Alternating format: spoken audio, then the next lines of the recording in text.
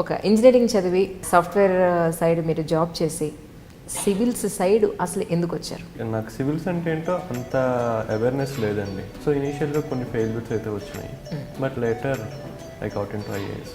ఇంత ముక్కలే మాట్లాడతారు. కేరళలో జాయిన్ అయిన వెంటనే వచ్చిన మేజర్ ఇష్యూ యాక్చువల్గా చెప్పాలంటే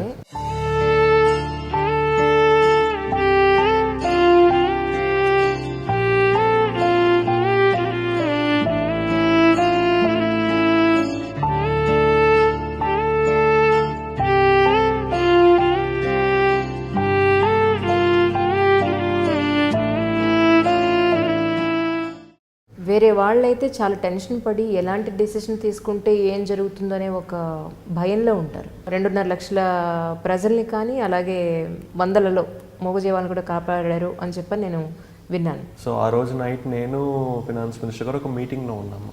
then we got a call. ఫీల్డ్కి వెళ్ళేసరికి ఆశ్చర్యం ఏంటంటే అప్పటికే నీళ్ళు వచ్చేసినాయి. ఇంకా లాస్ట్ మూమెంట్లో అయితే నాకు ఎక్కడి దాకా నీళ్ళు వచ్చేసినాయి. మొబైల్ ఫోన్స్ కూడా ఇలా పట్టుకొని ఉంచునే వాళ్ళం అందరం. ఫైనల్లీ ఎప్పుడైతే అందరిని ఎవాక్యుయేట్ చేసామో we felt very happy. Disaster management అనేది జనరల్గా మీరు బుక్లో చదివి ఉండొచ్చు, కానీ ఒక క్రిటికల్ కండిషన్ ఫేస్ చేసేటప్పుడు ఉండే ప్రాక్టికల్ ప్రాబ్లమ్స్ ఎలా ఉంటాయంటారు?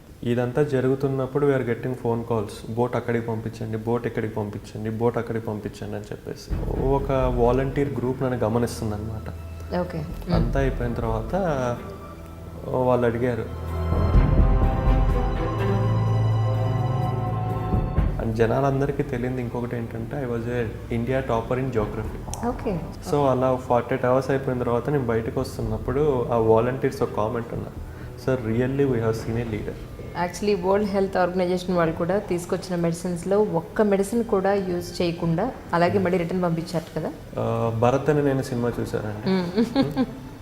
అక్కడ మహేష్ బాబు గారు ఒక మాట అంటారు,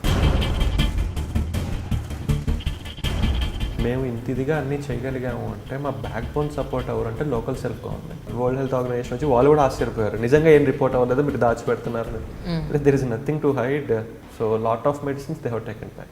అంటే అక్కడ పంచాయతీరాజ్ సిస్టమ్ కూడా అంత పటిష్టంగా ఉంది అని చెప్పని విన్నానండి నేను. అదే చాలా మందికి కేరళలో ప్రత్యేకతలు ఏంటంటే ఏమీ లేదు, భరత్ అనే నేను మూవీలో ఏ అయితే చెప్పారో ఇట్లా మహేష్ బాబు ఇట్లా ఇట్లా ఇట్లా వేసి చెప్పారో, భరత్ అనే నేను మూవీ మిగతా ఏ స్టేట్ వాళ్ళు చూసినా అబ్బా సూపర్ అంటారు, బట్ కేరళ వాళ్ళు చూస్తే వాట్ ఈస్ దిస్ అంటారు. ఎందుకంటే మీ ఉద్దేశ ప్రకారం మళ్ళీ పాత కేరళగా చూడాలి అంటే కనుక ఇంకా ఎన్ని రోజులు పట్టే అవకాశం ఉందంట? అంటే మీకు చెప్పాలంటే ఒక ఇల్లులు ఉన్న ప్రదేశం ఊహించుకోండి, వాటర్ వచ్చింది, వాటర్ వెళ్ళిపోయిన తర్వాత గ్రౌండ్ మిగిలింది. మరి ఇప్పుడు మళ్ళీ వాళ్ళకి ఇల్లు అది కట్టివ్వాలి అంటే గవర్నమెంట్ మన ఆంధ్ర నుంచే బాహుబలి టీం, రాజమౌళి గారు, శోభు గారు వీళ్ళందరూ కలిసి ఒక 5 ఇల్లు కట్టిస్తున్నారు. అట్లనే రామోజీ గ్రూప్. అసలు ఐడియా ఎలా వచ్చింది మీకు ఫేస్బుక్ని ఇంట్రడ్యూస్ చేయాలని? ఒక డ్యామేజ్డ్ హెల్త్ సెంటర్ ఫోటో తీసి ఒక 3 ఫొటోస్ పెట్టాను. ఫైనల్లీ ఒకళ్ళ దగ్గరికి వెళ్ళింది, వాళ్ళు నాకు ఫోన్ చేశారు, నేను ఈ బిల్డింగ్ని అడాప్ట్ చేసుకోవడానికి రెడీ అయ్యాను. వాళ్ళు ఎవరో కూడా కాదండి, మన ఆంధ్ర తెలంగాణ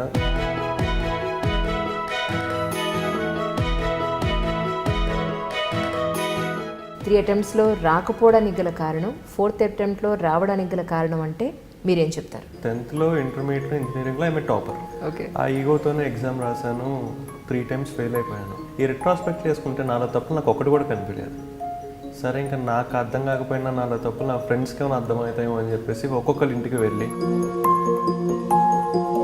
నేను ఎప్పుడైతే ఫ్రెండ్స్కి ఫోన్ చేసి చెప్పానో వాళ్ళ దగ్గర నుంచి నా ఎనిమీస్కి కూడా తెలిసింది అనమాట, నా శత్రువులు ఎవరైతే ఉన్నారో వాళ్ళకు కూడా తెలిసింది. సో ఎంత ఆనందం అంటే నెక్స్ట్ డే మార్నింగ్ నేను నిద్రలేచే ముందే వాళ్ళు నా రూమ్కి వచ్చి డోర్ నాక్ చేశారు. నాకు చాలా కోపం వచ్చింది. నేను జస్ట్ నాకు ఎందుకు ఐఏఎస్ రాదు అనగానే ఆ ముగ్గురు నాకు 3 కారణాలు చెప్పారు. సో ఫస్ట్ కారణం ఏం చెప్పారంటే నిజమే అనిపించింది. అప్పుడు నాకు లైఫ్లో తెలిసిన ఒక లెసన్ ఏంటి అంటే నాలో పాజిటివ్స్ తెలియాలంటే ఫ్రెండ్స్ని అడగాలి, నాలో నెగిటివ్స్ తెలియాలంటే ఎనిమీస్ని అడగాలి.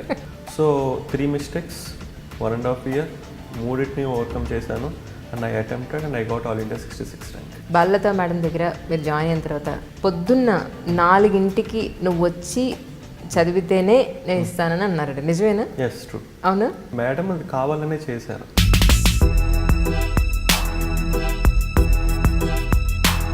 అంటే ఇంటర్వ్యూలో ఏమడిగారు మీకు ఏమైనా గుర్తుందా? Small funny incident. ఓకే. ఈ ఇంటర్వ్యూస్ ముందు ఏమవుతుందంటే మాక్ ఇంటర్వ్యూస్ అని నడుస్తూ ఉంటాయి అన్నమాట. ఓకే. నేను గుంటూరు జిల్లా నుంచి చెందినవాడిని. గుంటూరు జిల్లా టొబాకోకు ఫేమస్ కదా. అవును. చెప్పేసి ఈవెన్ ఇంటర్వ్యూ చేసే వాళ్ళు కూడా they were not that satisfied. అయిపోయిన తర్వాత రేపు ఇంటర్వ్యూ అనగా ఈరోజు సాయంత్రం వెంకటేశ్వర స్వామికి దండం పెట్టుకున్నాను. పాపం అది రాత్రి 10ంటికి పెట్టుకునేసరికి వెంకటేశ్వర స్వామి నిద్రపోయే టైం కదా, ఆయన ఎలా విన్నారో ఏంటో. నెక్స్ట్ డే మార్నింగ్ వెళ్ళంగానే ఇంటర్వ్యూ వాడు, అదేంటి వెంకటేశ్వర స్వామి నిన్నే కదా కోరుకుంది, ఈరోజు ఏంటి ఇట్లా అడుగుతున్నారని చెప్పేసి.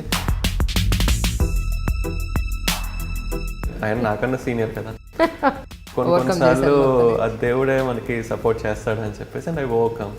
నేను ఏ క్వశ్చన్ అయితే వద్దనుకున్నాను ఆ క్వశ్చన్ వచ్చింది, బట్ అనుకున్న దానికన్నా నేను చాలా మంచి ఆన్సర్ చెప్పగలిగాను. వచ్చిన రోజు పరిస్థితి ఏంటో ఒకసారి చెప్తారా? ముందు రోజు న్యూస్ ఇచ్చారనమాట, రేపు 4ంటికి రిజల్ట్స్ వస్తాయని చెప్పేసి. ఇంకా నేను మా ఫ్రెండ్ కొంచెం ఏమవుతుంది అనుకుంటే వాడు అన్నాడు, అరే ఒక పని చేద్దాంరా. అండ్ మా ఫ్రెండ్ ఒకడు ఫోన్ చేసి, అరే నీ బండి నాకు ఇచ్చేయాలి అన్నాడు. వాడు ఆ మాట ఎందుకు అన్నాడంటే నిజంగా అంత సంతోషపడలేదని. అదంతా అయిపోయిన తర్వాత ఇంటికి వెళ్ళినప్పుడు మా అమ్మ నాన్న మొహంలో ఆనందం చూసినప్పుడు అప్పుడు నాకు ఆనందం అనిపించింది. నేను వీళ్ళ కడుపున పుట్టినందుకు this might be the best gift I'm giving to my parents అనిపించింది.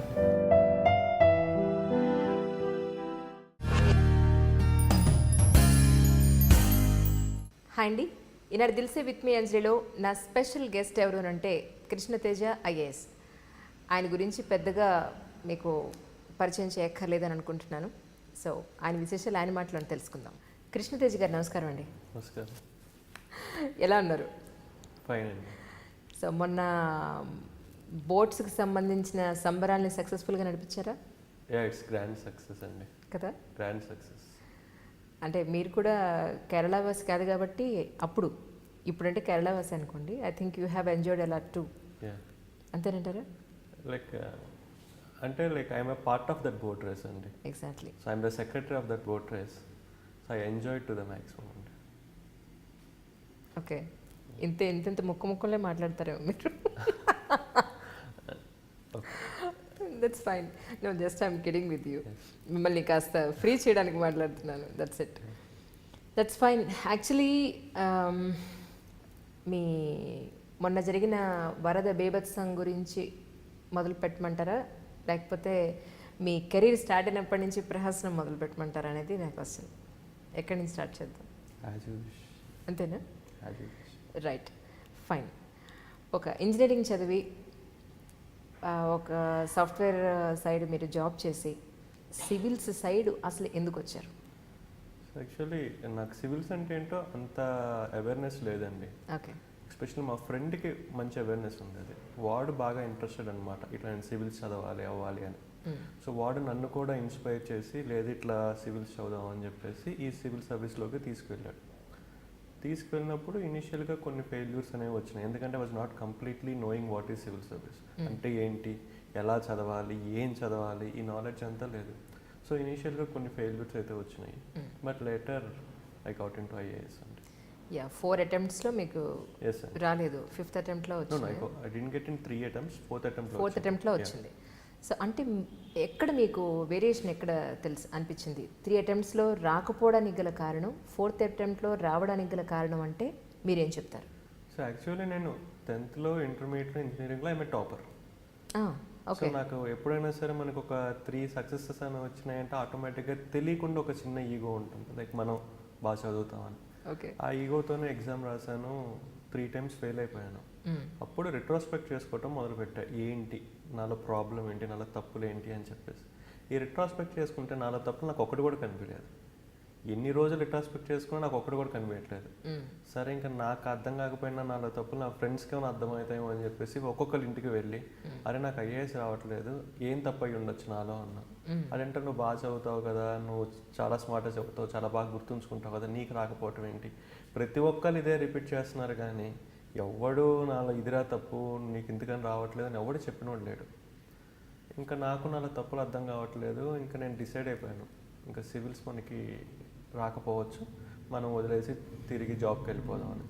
సో నా ఫ్రెండ్స్ అందరికీ ఫోన్ చేసి చెప్పాను, రిటర్న్ వెళ్ళిపోతున్నాను రా, నేను మ్యాక్సిమం ట్రై చేశాను రాలేదు అని చెప్పేసి. నేను ఎప్పుడైతే ఫ్రెండ్స్కి ఫోన్ చేసి చెప్పానో వాళ్ళ దగ్గర నుంచి నా ఎనిమీస్కి కూడా తెలిసింది అనమాట. నా శత్రువులు ఎవరైతే ఉన్నారో వాళ్ళకు కూడా తెలిసింది, ఇట్లా కృష్ణతేజ సివిల్ సర్వీస్ ప్రిపరేషన్ వదిలేసి తిరిగి జాబ్లోకి వెళ్ళిపోతున్నాడు అంట అని. ఇంకా వాళ్ళకి ఎక్కడ లేని ఆనందం.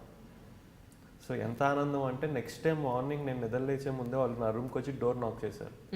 ఎందుకు అంటే నన్ను వచ్చి కంగ్రాచులేట్ చేయడానికి, నువ్వు మంచి డెసిషన్ తీసుకున్నావు, నీకు ఐఏఎస్ రాదు, నీకు ఐటీ జాబే కరెక్ట్ అని చెప్పేసి. నాకు చాలా కోపం వచ్చింది. అసలు ఇన్ఫాక్ట్ దెబ్బ ముడి కొట్టేద్దాం అనిపించింది వాళ్ళని. బట్ ఒకరితో గొడవ దేనికి అన్నెసరీ అని చెప్పేసి నేను మౌనంగా ఉన్నాను. మాట్లాడుతున్నాను. మళ్ళీ రెండోసారి కూడా అన్నారు, నీకు ఐఏఎస్ రాదురా, నువ్వు మంచి పని చేసావు. అప్పుడు నేను క్వశ్చన్ చేశాను, సరేరా నాకు ఐఏఎస్ రాదు, కానీ నాలో ఒక క్వశ్చన్ అనేది బాగా ఇబ్బంది పెడుతుంది. అదేంటి అంటే నాకు ఎందుకు ఐఏఎస్ రాదు. నేను జస్ట్ నాకు ఎందుకు ఐఏఎస్ రాదు అనగానే ఆ ముగ్గురు నాకు 3 కారణాలు చెప్పారు. సో ఫస్ట్ కారణం ఏం చెప్పారంటే, తేజ ఐఏఎస్లో 2000+ మార్క్స్ మన రిటర్న్ ఎగ్జామ్ ఉంటుంది, నీ హ్యాండ్ రైటింగ్ అంత బాగోదు, అది నీ ఫస్ట్ రీజన్ అన్నారు. నిజమే అనిపించింది. అవునా, రైటింగ్ అంత బాగోదండి. సెకండ్ ఏంటి అన్న, మన ఐఏఎస్లో ఒక ఫ్లవరీ లాంగ్వేజ్తో రాయాలి, నువ్వు పాయింట్ వైజ్ రాస్తావు, first point, second point, third point అని పారాగ్రాఫ్ లాగా రాసి చదివేవాడికి ఒక ఫ్లో ఉండాలి, ఒక చిన్న కథ చదువుతున్నట్లు ఉండాలి, అది నీకు రాదు అన్నారు. నిజమే అనిపించింది. నిజమే అనిపించడం కదా, నిజమే. థర్డ్ ఏంటి అన్న, నువ్వు ఏదైనా అడిగిందని సమాధానం చెప్తావు, ఊరుకుంటావు, అదని చాలా షార్ట్లో ఫ్రాంక్గా చెప్పేస్తావు, you have to be more diplomatic and convincing, నీకు అది రాదు అన్నారు. నిజమే అనిపించింది. ఆ 3 చెప్పేసి ఎనీవేరా కంగ్రాచులేషన్స్ అని చెప్పేసి వాళ్ళు వెళ్ళిపోయారు. నేను తలుపు వేసుకొని ఒకసారి కూర్చొని ఎక్కడో తెలియని ఆనందం. అంటే నాలో తప్పులు నేను వెతుక్కోలేకపోయాను, నా స్నేహితులు ఐడెంటిఫై చేయలేకపోయారు, నా శత్రువులు మాత్రం ఐడెంటిఫై చేయగలిగారు.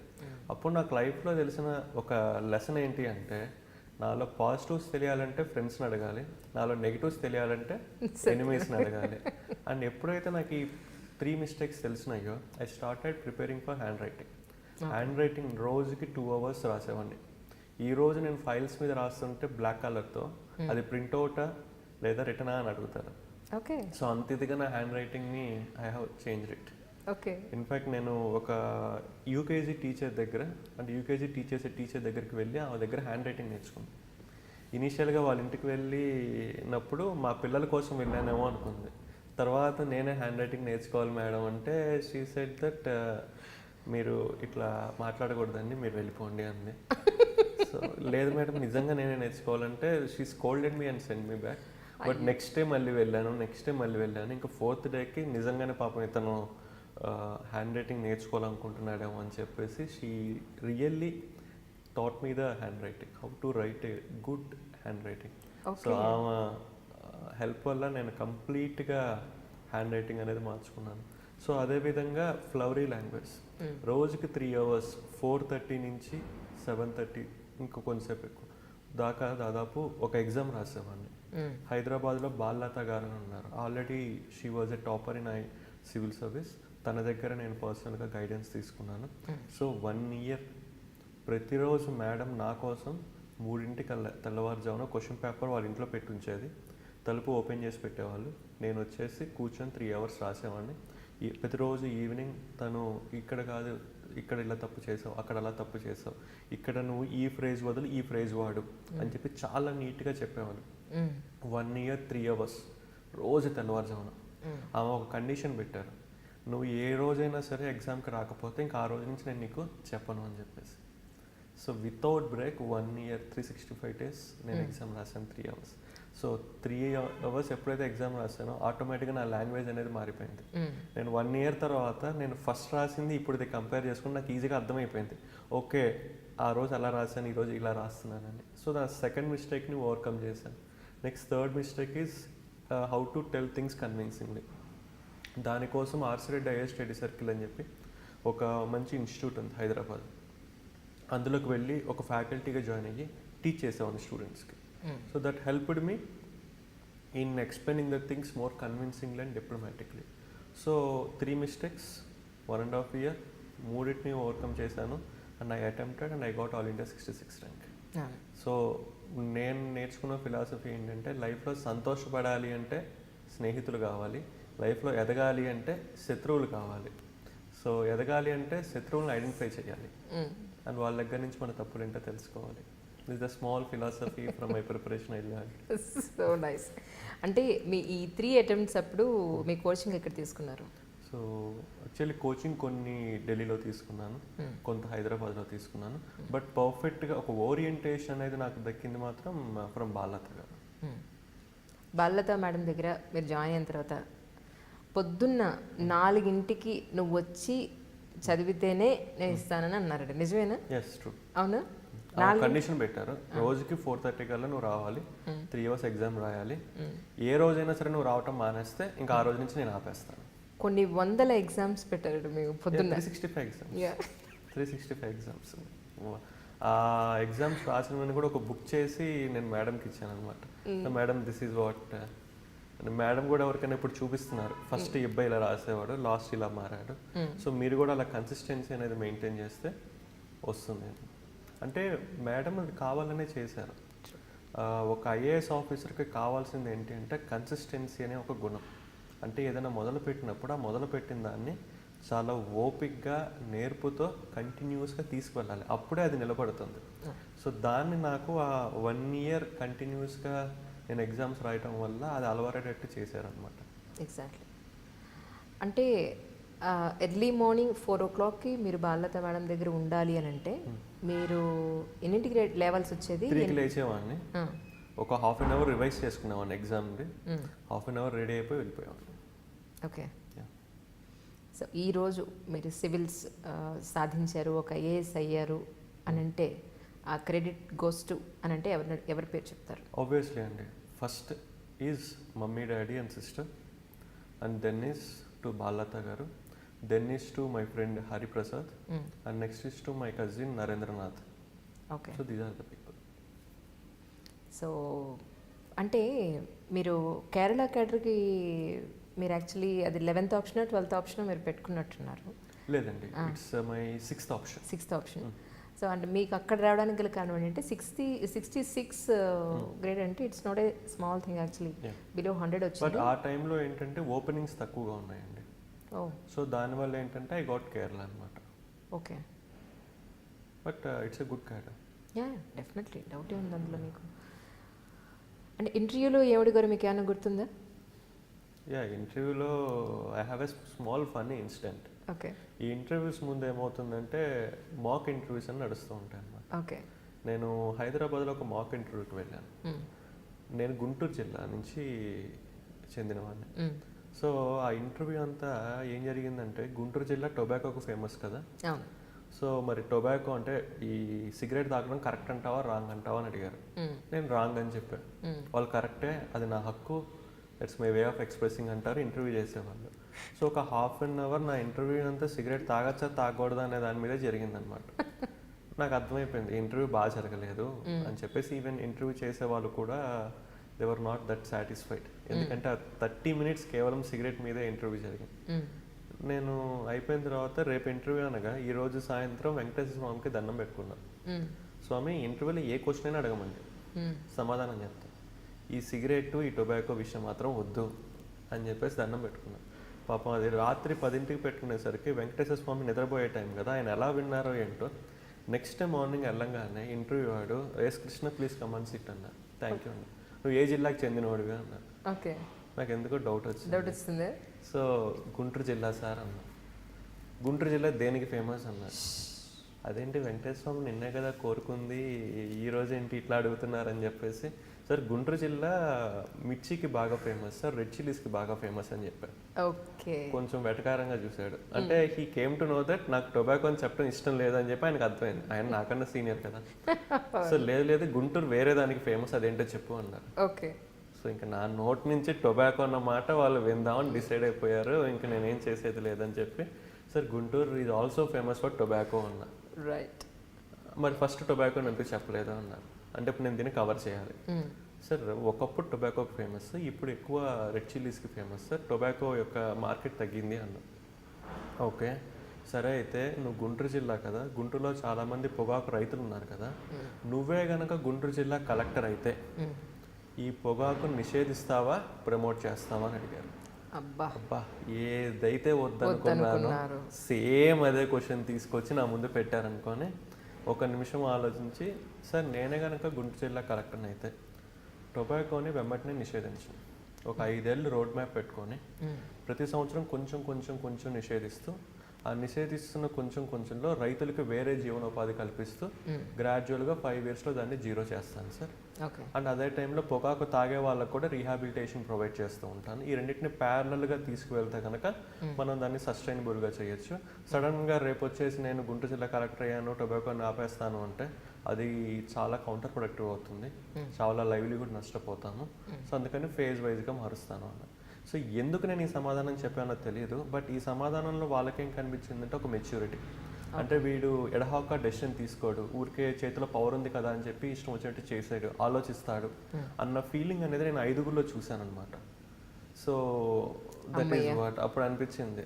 కొన్నిసార్లు ఆ దేవుడే మనకి సపోర్ట్ చేస్తాడు అని చెప్పేసి అండ్ ఐ ఓవర్కమ్. నేను ఏ క్వశ్చన్ అయితే వద్దనుకున్నాను ఆ క్వశ్చన్ వచ్చింది, బట్ అనుకున్న దానికన్నా నేను చాలా మంచి ఆన్సర్ చెప్పగలిగాను. ఓకే ఓకే, అదొకటి. అది కాకుండా ఇంకేం అడిగారు మిమ్మల్ని? అంటే చాలా మంది ఎదురు చూస్తున్నారండి ఫైనల్ ఇంటర్వ్యూలో ఏం అడుగుతున్నారు, వీళ్ళు ఎలా చదివారు. There is one more incident. Sometimes like my close friend is Hari. Okay, especially in preparation ఇంకెలా ఉండేదంటే మేము పొద్దున్నే లేవగానే కలిసి జాగింగ్కి వెళ్ళేవాళ్ళం, కలిసి బ్రేక్ఫాస్ట్, తర్వాత మళ్ళీ రెడీ అయిపోయిన తర్వాత కలిసి చదువుకునే వాళ్ళం. తన జాబ్ చేసుకునేవాడు, నేను ప్రిపరేషన్ చేసుకునేవాడిని, మళ్ళీ ఈవినింగ్ వెళ్ళాం. సో ఎప్పుడు కలిసినా సరే we use to discuss. I will tell a small example అండి. ఒకరోజు బైక్ మీద నీలోఫర్ కేఫ్కి టీకి వెళ్తున్నాం.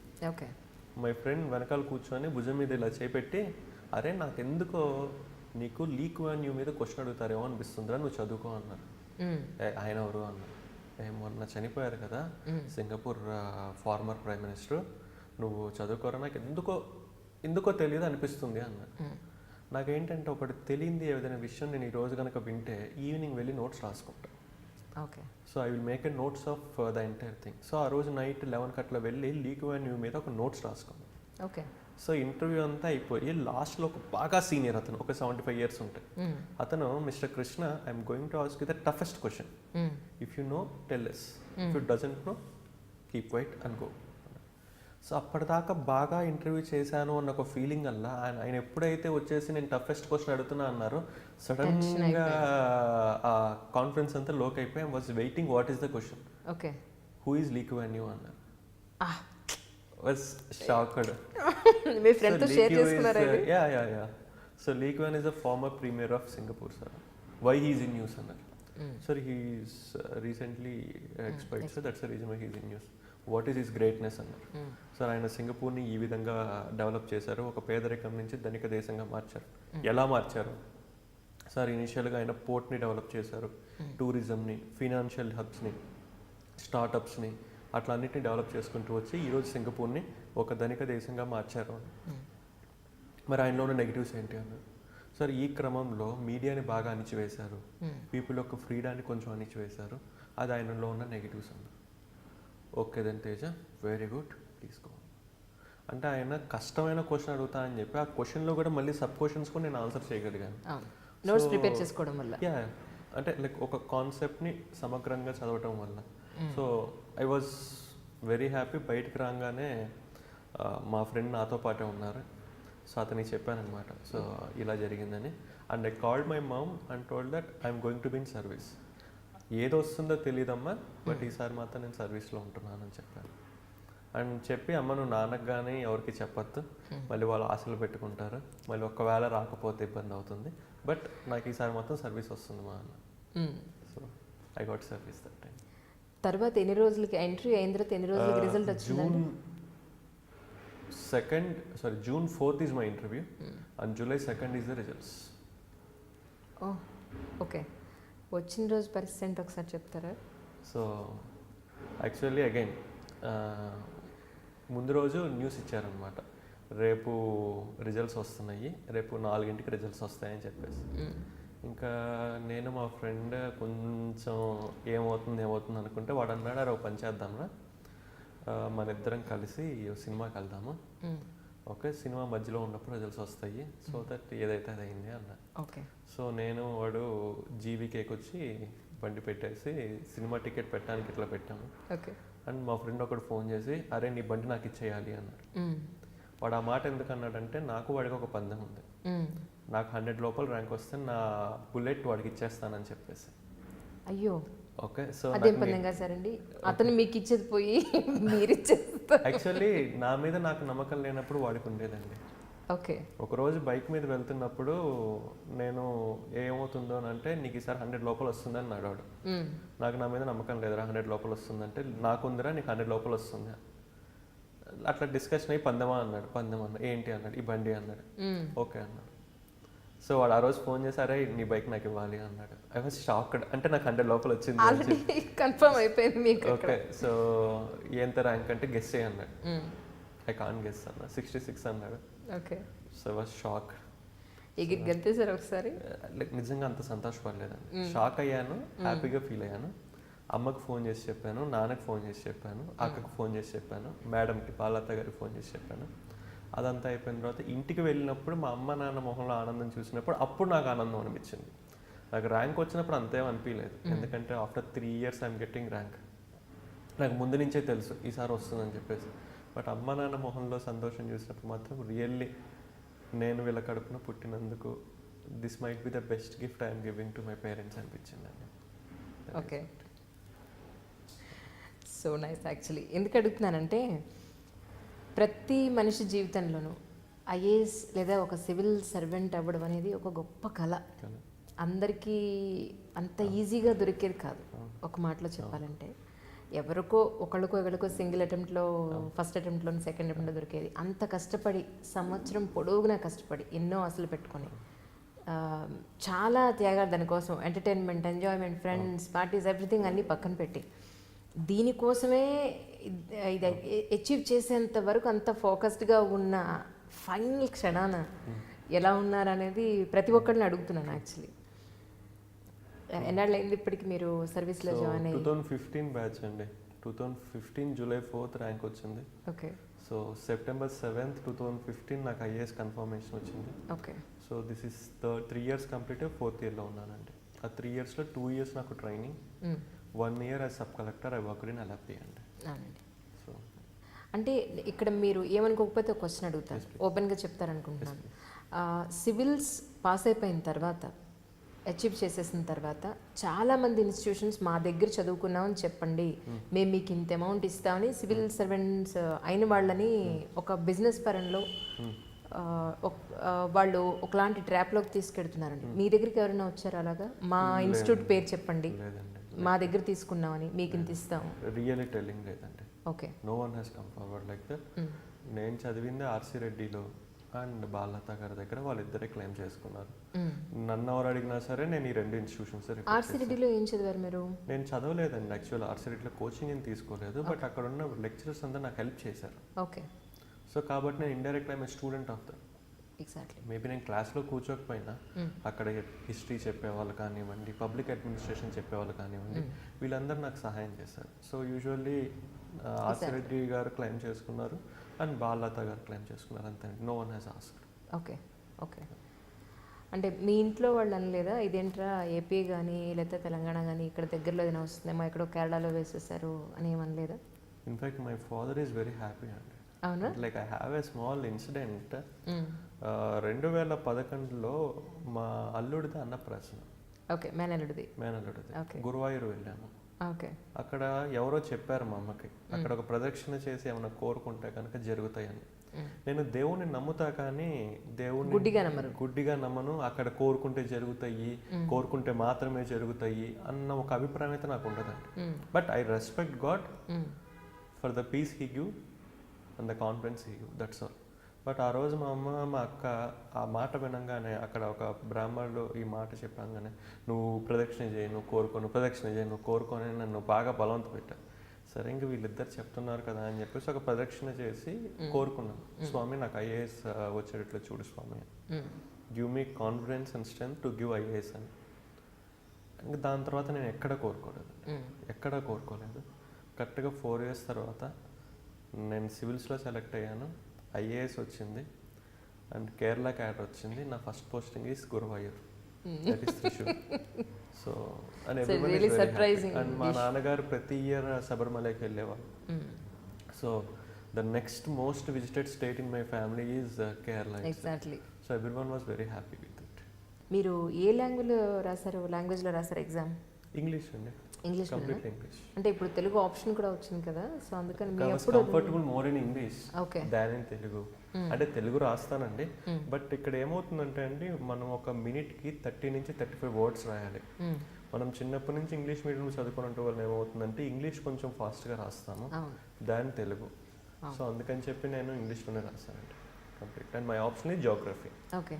అంటే సివిల్ సర్వీసెస్లోకి లేదా సివిల్ సర్వెంట్ అవ్వాలి అనే ఆస్పిరెంట్స్కి మీరు ఏం చెప్తారు? ఎగ్జామ్కి ఎలా ప్రిపేర్ అవ్వాలి అనేది స్టేజ్ వైజ్ ఎలా చెప్తారు? Like only one thing I will tell అండి, don't see failure as a failure. Okay. See failure as an opportunity to learn more about you. Because success never teach you any lesson, only failure teachers you lesson. With that lesson you can retrospect and you can come out. That is only thing. చాలామంది ఏం చేస్తారంటే ఫెయిల్యూర్ని failure లాగా చూస్తారు. Failure అయిపోతే ఏంటి, నా జీవితం ఏంటి అనుకుంటారు. But be happy when you get failed, because it is the only opportunity to come to know your negatives. Okay. That's the only thing I tell to my juniors. మీరు civil servant అయిన తర్వాత మీ ఎక్కడెక్కడైతే ఇన్స్టిట్యూట్స్కి వెళ్ళారో వాళ్ళందరినీ వెళ్ళి కనిపించారా? Sure అండి, కనిపించాను. So అందరి దగ్గరికి వెళ్ళి I taken the blessings of them, that is for sure. ఎలా ఉందండి రైట్ నౌ కేరళ మొన్న వరద బేభత్సం తర్వాత? It takes some more time అండి, it takes some more time. But rehabilitation చాలా బాగా జరుగుతుంది, చాలా ఫాస్ట్గా చాలా బాగా జరుగుతుంది. ఓకే. అంటే మీరు అక్కడ కేరళలో జాయిన్ అయిన వెంటనే వచ్చిన మేజర్ ఇష్యూ యాక్చువల్గా చెప్పాలంటే, వేరే వాళ్ళైతే చాలా టెన్షన్ పడి ఎలాంటి డెసిషన్ తీసుకుంటే ఏం జరుగుతుందనే ఒక భయంలో ఉంటారు. కోర్స్ ఆ టైంలో కొంతమంది ఆంధ్ర అబ్బాయి కేరళ గురించి ఏం తెలుసు అన్న పాయింట్లో కూడా కొన్ని కమెంట్స్ వచ్చాయని చెప్పని విన్నాను. అయినా కూడా ఎంతో సక్సెస్ఫుల్గా 4.5 hours 2.5 lakh మనుషుల్ని 48 hours 2.5 లక్షల ప్రజల్ని కానీ అలాగే మూగజీవాలని కానీ కొంతమంది వందలలో మూగజీవాలను కూడా కాపాడారు అని చెప్పని నేను విన్నాను. సో అంటే ఆ టైంలో పర్టికులర్గా సిచ్యువేషన్ ఇది. నేను రీసెంట్గా ఇక్కడికి వచ్చాను, కొన్ని ఆల్రెడీ మీ మీద కొన్ని బాణాలు ఎక్కుపెట్టున్న మాటలు అవి చూసి మీ మెంటల్ కండిషన్ ఎలా ఉండింది ఆ రోజు? మీరు ఎలాంటి డిసిషన్ తీసుకున్నారు? I behave like a typical IAS officer. Okay. Typical IAS officer ఎలా ఉంటాడంటే ఎవడి మాట వినడు, వాడు అనుకున్నది చేస్తాడు, కింద వాళ్ళ చేత బలవంతంగా అయినా సరే బుల్డోజ్ చేసి చేయిస్తాడు. I behave like a typical IAS officer అండి. And I have the support of the finance minister sir also. So the honorable finance minister is also the local MLA. Okay. So ఆ రోజు night నేను finance minister గారు ఒక మీటింగ్లో ఉన్నాము. Then we got a call, ఇట్లా surrounding ఏరియాస్లో water level rise అయింది అని చెప్పేసి. Then we decided that we have to evacuate. అప్పుడు అందరినీ పిలిచి ఒక మీటింగ్ పిలిచాము, ఇట్లా ఎవాక్యువేట్ చేద్దామంటే కొంతమంది సార్ అది కామనే సార్, అక్కడే ఎవ్రీ ఇయర్ వస్తూనే ఉంటుంది అని చెప్పి, కొంతమంది సార్ అది ఎలా కుదురుతుంది, రోడ్డు రైల్వే లేదు కదా అని చెప్పేసి. And they started criticising me also. అంటే లైక్ అందరూ కాదండి, ఒకళ్ళిద్దరు, సమ్ పీపుల్. బట్ నాకు మినిస్టర్ గారికి అందరికీ ఒక క్లారిటీ ఉంది, మనం ఎవాక్యువేట్ చేయించాలి అని చెప్పేసి. సో నైట్ దాదాపు 2:30-3 దాకా ఒక ప్లానింగ్ చేసుకున్నాము, ఎక్కడెక్కడ బోట్లు పెట్టాలి, ఎక్కడెక్కడి నుంచి బోట్స్ తీసుకురావాలి, ఫస్ట్ ఎక్కడికి పంపించాలి, సెకండ్ ఎక్కడికి పంపించాలని. అండ్ జస్ట్ 3కో 2:30కో నేను 3కి అనుకుంటానండి ఇంటికి వెళ్ళేసి నా వైఫ్కి చెప్పాను, నేను కొంచెం లేట్గా వస్తాను, 2-3 డేస్ తర్వాత వస్తాను, నువ్వు మాత్రం బాబుని జాగ్రత్తగా చూసుకో, ఏమైనా అవసరం అయితే కనుక వీళ్ళకి ఫోన్ చెయ్యి అని చెప్పేసి. సో నేను ఫీల్డ్కి వెళ్ళాను 5ంటికి. ఫీల్డ్కి వెళ్ళేసరికి ఆశ్చర్యం ఏంటంటే అప్పటికే నీళ్ళు వచ్చేసినాయి. ఓ మై గాడ్. సో అక్కడికే నా మోకాళ్ళ దాకా నీళ్ళు వచ్చేసినాయి. So then we started sending the boats. ఇనీషియల్గా పీపుల్కి తెలియదు కదా అక్కడ అంత వరద రాబోతుందని చెప్పేసి కొంతమంది రిలక్టెంట్గా ఉన్నారు. బట్ లేటర్ వాళ్ళు కూడా మనం నీట్గా సేఫ్గా తీసుకొచ్చాము. దాదాపు 48 అవర్స్లో మనం ఆ తాలూకు మొత్తాన్ని ఖాళీ చేయించాము. ఇంకో నెక్స్ట్ 24 అవర్స్ ఏం చేయించామంటే పాయింటెడ్ సెర్చ్ అని చెప్పి ఉంటుంది. అంటే మాకు కంట్రోల్ రూమ్లో ఎవరెవరైతే ఫోన్ చేశారో వాళ్ళకి తిరిగి ఫోన్ చేసాం, మీ వాళ్ళు సేఫ్ అయినా కాదా అని చెప్పి. ఓకే. కొంతమంది లేదు సార్ మా వాళ్ళు ఇంకా సేఫ్ కాదు, ఇంకా అక్కడ ఉన్నారు అంటే ఆ ఏరియా కనుక్కొని అక్కడికి పంపించి చేసామన్నమాట. సో దాదాపు కంటిన్యూస్గా ఒక 48 గంటలు మనం ఇచ్చేసాం. దాని తర్వాత ఇంకొక 24 గంటలు పాయింటెడ్ సెర్చ్ చేసామన్నమాట. ఇంకా లాస్ట్ మూమెంట్లో అయితే నాకు ఎక్కడి దాకా నీళ్ళు వచ్చేసినాయి. మొబైల్ ఫోన్స్ కూడా ఇలా పట్టుకొని ఉంచునే వాళ్ళం అందరం. బట్ ఫైనల్లీ ఎప్పుడైతే అందరిని ఎవాక్యుయేట్ చేసామో we felt very happy. UNICEF వాళ్ళు కూడా చాలా అప్రిషియేట్ చేశారని చెప్పాను మనం. దాని గురించి like UNICEF representative Yasmin Ali Haque అని చెప్పేసి ఒకళ్ళు వచ్చారనమాట. మాకు తెలియకుండా తను ఆ ఏరియా మొత్తం వెళ్ళేసి అంతా లైక్ ఎంక్వైరీ చేశారు ఏంటి ఎలా జరిగిందని. సో తను నన్ను కలవటానికి నా ఆఫీస్కి వచ్చి అప్రిషియేట్ చేసి వెళ్ళారు. ఏమన్నారంటే లైక్ 2.5 లక్షల మందిని కాపాడటం ఒక ఎత్తు అయితే, అది కేవలం బోటు మార్గాన కాపాడటం రెండో పెద్ద ఇది. మూడోది అది ఇంపార్టెంట్ ఏంటంటే ఇంతమందిని కాపాడినా ఒక్కళ్ళు చనిపోలేదు, ఒక పిల్లవాడు కూడా తల్లి దగ్గర నుంచి తండ్రి దగ్గర నుంచి వేరుపడలేదు, ఒక పిల్లవాడు కూడా చనిపోలేదు. That's a very good thing అని చెప్పేసి she has appreciated it, she acknowledged it. That is I think I felt grateful, honoured. అలాగే అక్కడికి తీసుకొచ్చిన అంటే డిజాస్టర్ మేనేజ్మెంట్ అనేది జనరల్గా మీరు బుక్లో చదివి ఉండొచ్చు, కానీ ప్రాక్టికల్గా మనం చేసేటప్పటికి బుక్ నాలెడ్జ్కి చాలా తేడా ఉంటుంది డెఫినెట్గా.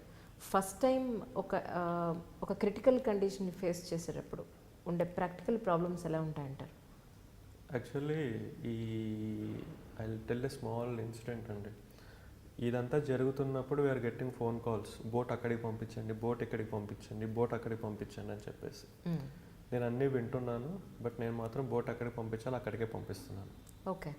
So I was very clear. Okay. నేను ఒక బోట్ సైజ్ చూసి ఈ బోట్ని అక్కడికి పంపించండి, ఆ బోట్ని ఇక్కడికి పంపించండి, ఈ బోట్ని అక్కడికి పంపించండి అని చెప్పేసి. ఒక వాలంటీర్ గ్రూప్ నన్ను గమనిస్తుంది అనమాట. ఓకే. అంతా చేయటం అంతా అయిపోయిన తర్వాత వాళ్ళు అడిగారు, సార్ ఏంటి సార్ మీరు హౌ ఆర్ యూ డిసైడింగ్ ఈ బోట్ని అక్కడికి పంపించాలని, ఈ బోట్ని ఇక్కడికి పంపించాలని, ఇక్కడ ఈ బోట్ పెద్దది కదా దీన్ని అక్కడికి పంపిస్తే బాగుండేది కదా అని. లేదు, లైక్ అక్కడ ఒక బ్రిడ్జ్ ఉంటుంది, ఆ బ్రిడ్జ్ యొక్క gap 7 meters, water 3 meters rise అయింది, అంటే 4 meters గ్యాప్ ఉంటుంది. దీని యొక్క ఇదేమో 5 meters ఉంది బోట్. సో జనాలు ఎక్కితే కనుక 4.5 అయింది, కానీ హై టైడ్ వచ్చినప్పుడు మళ్ళీ ఇబ్బంది అవుతుంది. సో ఇది అక్కడికి వెళ్ళదు కాబట్టి ఇక్కడికి పంపించాను అని చెప్పాను. సో అంటే నాకు like I'm very good at remembering the things. నేను ఒక రోడ్లో 1 kilometer వెళ్తే అటు లెఫ్ట్ సైడ్ ఏం షాప్ చూశాను, రైట్ సైడ్ ఏం షాప్ చూశాను, అండ్ వెళ్ళేటప్పుడు ఏ కార్లు చూసానో అవన్నీ గుర్తుంచుకుంటాను. అండ్ జనాలందరికీ తెలియదు ఇంకొకటి ఏంటంటే I was a India topper in Geography. Okay. So I'm very interested. నేను వచ్చి 8 months అయినా సరే నేను ప్రతిరోజు ఈవినింగ్ ఫీల్డ్కి వెళ్ళేవాడిని. సో మీరు నా సబ్ డివిజన్లో ఒక ప్లేస్ చెప్తే అది రోడ్ నుంచి ఎలా వెళ్ళొచ్చు, రైల్ నుంచి ఎలా వెళ్ళొచ్చు, వాటర్ వే నుంచి ఎలా వెళ్ళొచ్చో కూడా చెప్పగలను. మీరు ఒక బోట్ చూపిస్తే కనుక ఈ బోట్ ఆ బ్రిడ్జ్ దగ్గర ఈజీగా వెళ్తుంది, ఇంకో బ్రిడ్జ్ దగ్గర ఇబ్బంది అవుతుంది, ఎస్పెషల్లీ ఈవినింగ్ పూట హై టైడ్ ఉంటుంది కాబట్టి ఇంకా ఇబ్బంది అవుతుంది అని చెప్పేసి I can visualise the path and I can tell it. So అలా 48 hours అయిపోయిన తర్వాత నేను బయటకు వస్తున్నప్పుడు ఆ వాలంటీర్స్ ఒక కామెంట్ ఉన్నారు, sir really we have seen a leader, really we have seen a leader sir. Like మాకు ఐఏఎస్ ఆఫీసర్కి ఎందుకు అంత రెస్పెక్ట్ ఇస్తారు అన్నదానికి ఈరోజు we got the answer. Really great working with you అని చెప్పేసి they have taken a photo with me and they went. So ఇప్పటికీ ఆ వాలంటీర్స్ ఆ ఫోటోనే డిస్ప్లే పిక్చర్గా పెట్టుకున్నారనమాట. They was so happy to a part of evacuation process. Okay. Okay. అలాగే actually world health organization వాళ్ళు కూడా తీసుకొచ్చిన మెడిసిన్స్లో ఒక్క మెడిసిన్ కూడా యూజ్ చేయకుండా అలాగే మళ్ళీ రిటర్న్ పంపించారు కదా. Yeah. And that's really wonderful అండి. ఎందుకంటే లైక్ అంత నీళ్ళు వచ్చిన తర్వాత I tell you one thing అండి, భరత్ అని నేను సినిమా చూసానండి. అక్కడ మహేష్ బాబు గారు ఒక మాట అంటారు, ఏ పల్లెలో ఉన్న ప్రాబ్లమ్స్ ఆ పల్లె పొలిమేరు దాటకుండా ఆ పల్లెలోనే ప్రాబ్లం క్లియర్ చేసుకునే విధంగా ఏర్పాటు చేస్తానని. ఆయన మీనింగ్ ఏంటంటే local self government. Okay, so 1995లోనే కేరళలో లోకల్ సెల్ఫ్ గవర్నమెంట్ ఇంప్లిమెంట్ చేశారు. They are so strong. మేము ఇంత ఇదిగా అన్నీ చేయగలిగాము అంటే మా బ్యాక్ బోన్ సపోర్ట్ ఎవరంటే లోకల్ సెల్ఫ్ గవర్నమెంట్. సో మాకు ఎప్పుడైతే 20 days పునరావాస కేంద్రాల్లో 3.5 లక్షల మంది ఉన్నారో వాళ్ళందరినీ హెల్ప్ చేయడానికి టీచర్స్ అందరూ ముందుకు వచ్చారు, లోకల్ సెల్ఫ్ గవర్నమెంట్ అందరూ ముందుకు వచ్చారు. సో మేము ఆ టైంలో ఏం చేసామంటే ఓనం అన్న ఫెస్టివల్ వచ్చింది, మేము అందరికీ మంచి భోజనాలు పెట్టేసాం. ఆ భోజనాలు పెట్టినప్పుడు అందరికీ చెప్పాం, ఇలా మనందరం కలిసి ఉంటున్నాం కదా, ఛాన్సెస్ ఉన్నాయి. సో డాక్సిసైక్లిన్ అన్న ట్యాబ్లెట్ కంపల్సరీ వేసుకోవాలి ఇంత ఎంజీ, అప్పుడు ఫీవర్స్ కానీ ఏమి రావంటే అందరూ వేసుకున్నారండి. సో అందరూ చెప్పిన మాట విన్నారు, అందరూ వేసుకున్నారు. That's the reason why there is no single outbreak of disease. అది అలపిలోనే కాదండి, మిగతా డిస్ట్రిక్ట్స్లో కూడా అది సక్సెస్ఫుల్గా చేశారు. బట్ అలపిలో ఎందుకు బాగా నేమ్ వచ్చింది అంటే అతి చిన్న జిల్లాలో అతి ఎక్కువ మంది ఎఫెక్ట్ అయింది అలపిలో. Like with in Alleppey there are 700 camps విత్ 3.2 lakh people. కట్నాడు దీనికి బాగా దగ్గరేమో. Yeah, Kuttanad is part of Alleppey. So అందుకని చెప్పేసి ఇట్ బికేమ్ వెరీ పాపులర్ అండి. Okay, so that is what World health Organization వచ్చి వాళ్ళు కూడా ఆశ్చర్యపోయారు, నిజంగా ఏం రిపోర్ట్ అవ్వలేదు, మీరు దాచిపెడుతున్నారు. There is nothing to hide, there is no outbreak అని చెప్పాము. So lot of medicines they have taken back. అంటే అక్కడ పంచాయతీరాజ్ సిస్టమ్ కూడా అంత పటిష్టంగా ఉంది అని చెప్పని విన్నానండి. Isn't it? అంటే మన పంచాయతీరాజ్ సిస్టమ్కి అక్కడ పంచాయతీరాజ్ సిస్టమ్కి ఏంటంటారు? అక్కడ panchayat president is nothing but chief minister of that Panchayat. Okay okay, అక్కడ municipal chairman is the chief minister of that municipality. Okay, he have complete powers. For example నేనున్న municipality Alleppey municipality. Alleppey municipality chairman అనేవారు నిజంగా ఒక సీఎం హోదాన ఉంటారు. అక్కడ standing committee education chairman ఉంటారు, is like education minister of that municipality. Standing committee health ఉంటారు, is the health minister. Standing committee welfare minister. అట్లా ఒక మినీ గవర్నమెంట్ అనేది రన్ అవుతూ ఉంటుంది కేరళలో. Okay, no one things. నేను అదే చాలా మందికి కేరళలో ప్రత్యేకతలు ఏంటంటే ఏమీ లేదు, భరత్ అనే నేను మూవీలో ఏ అయితే చెప్పారో ఇట్లా మహేష్ బాబు ఇట్లా ఇట్లా ఇట్లా వేసి చెప్పారో అవన్నీ 1995లోనే ఇంప్లిమెంట్ చేశారు. అందుకనే భరత్ అనే నేను మూవీ మిగతా ఏ స్టేట్ వాళ్ళు చూసినా అబ్బా సూపర్ అంటారు.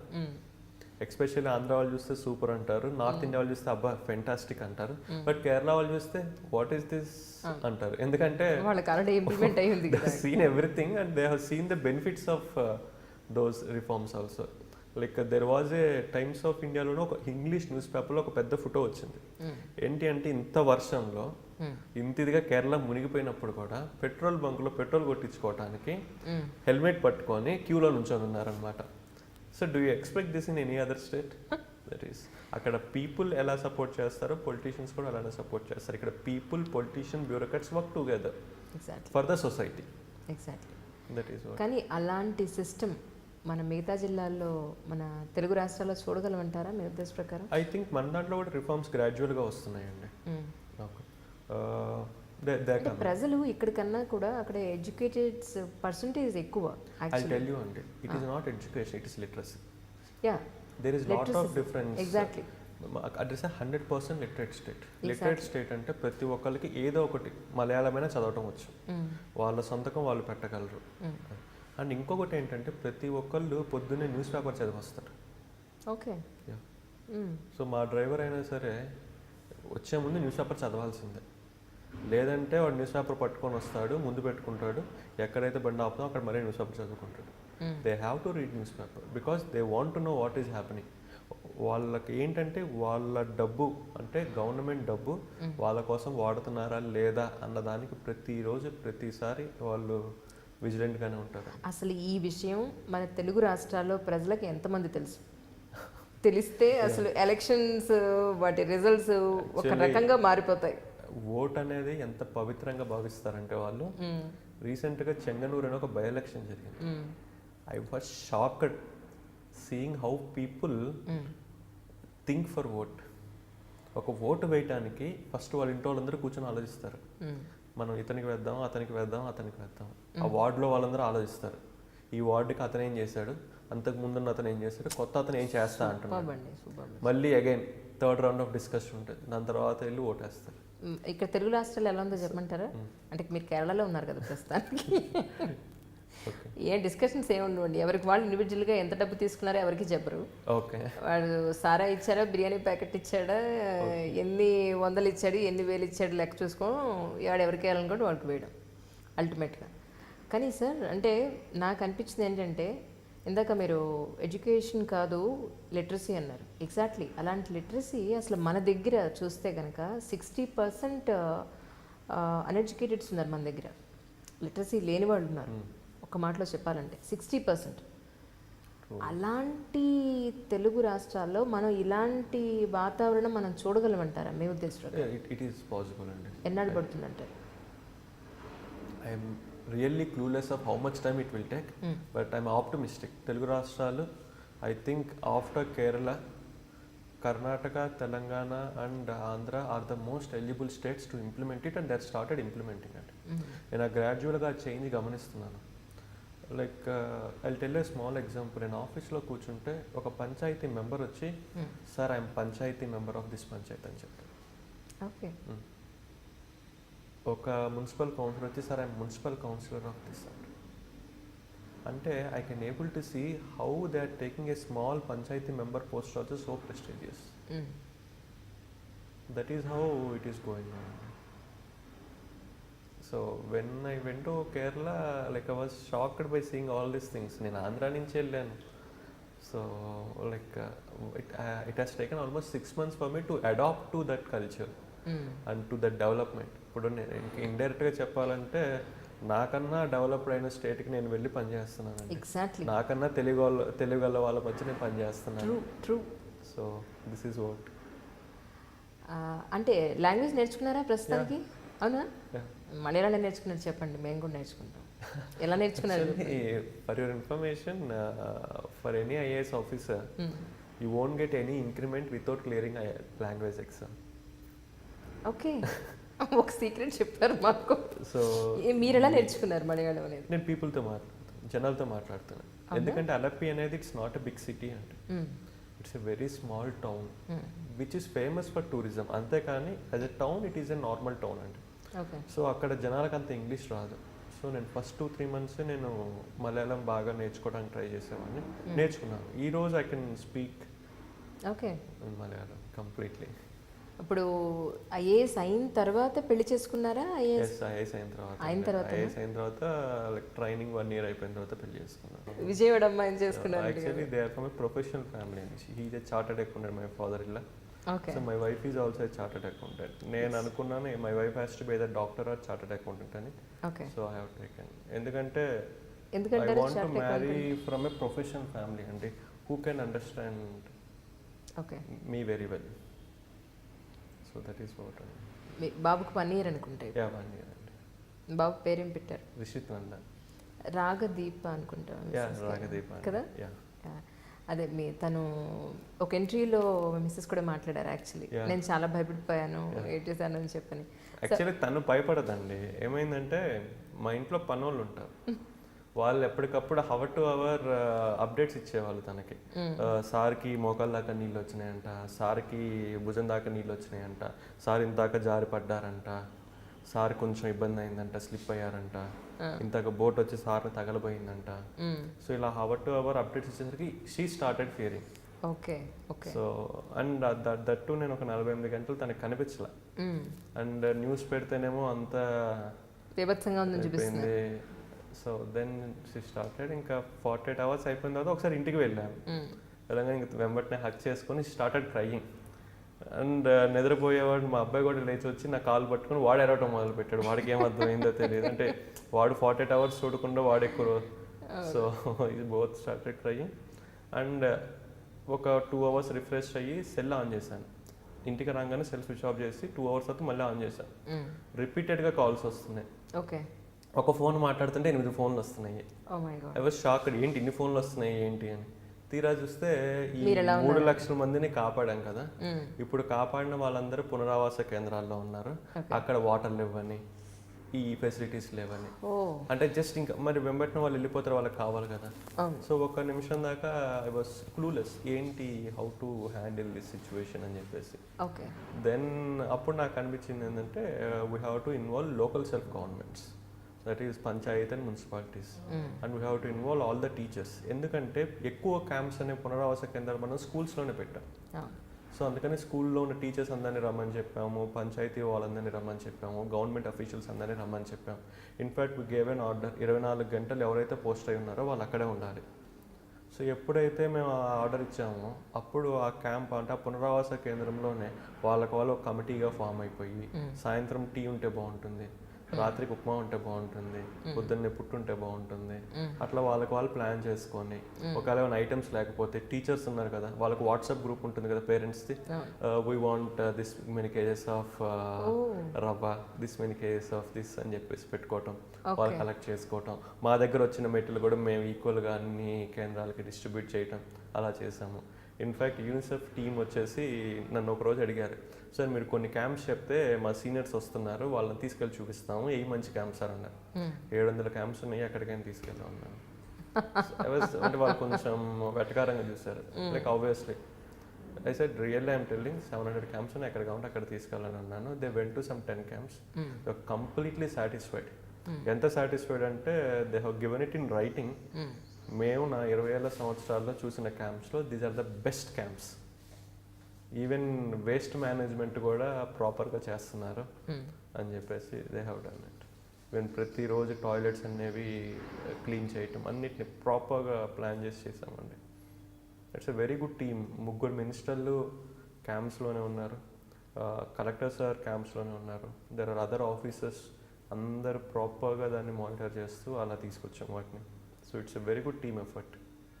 సో అట్ ప్రెసెంట్ ఇప్పటి కండిషన్ చూస్తే కనుక అప్పటికిప్పుడు డెఫినెట్గా కొంత ఇంప్రూవ్మెంట్ ఉంటుంది.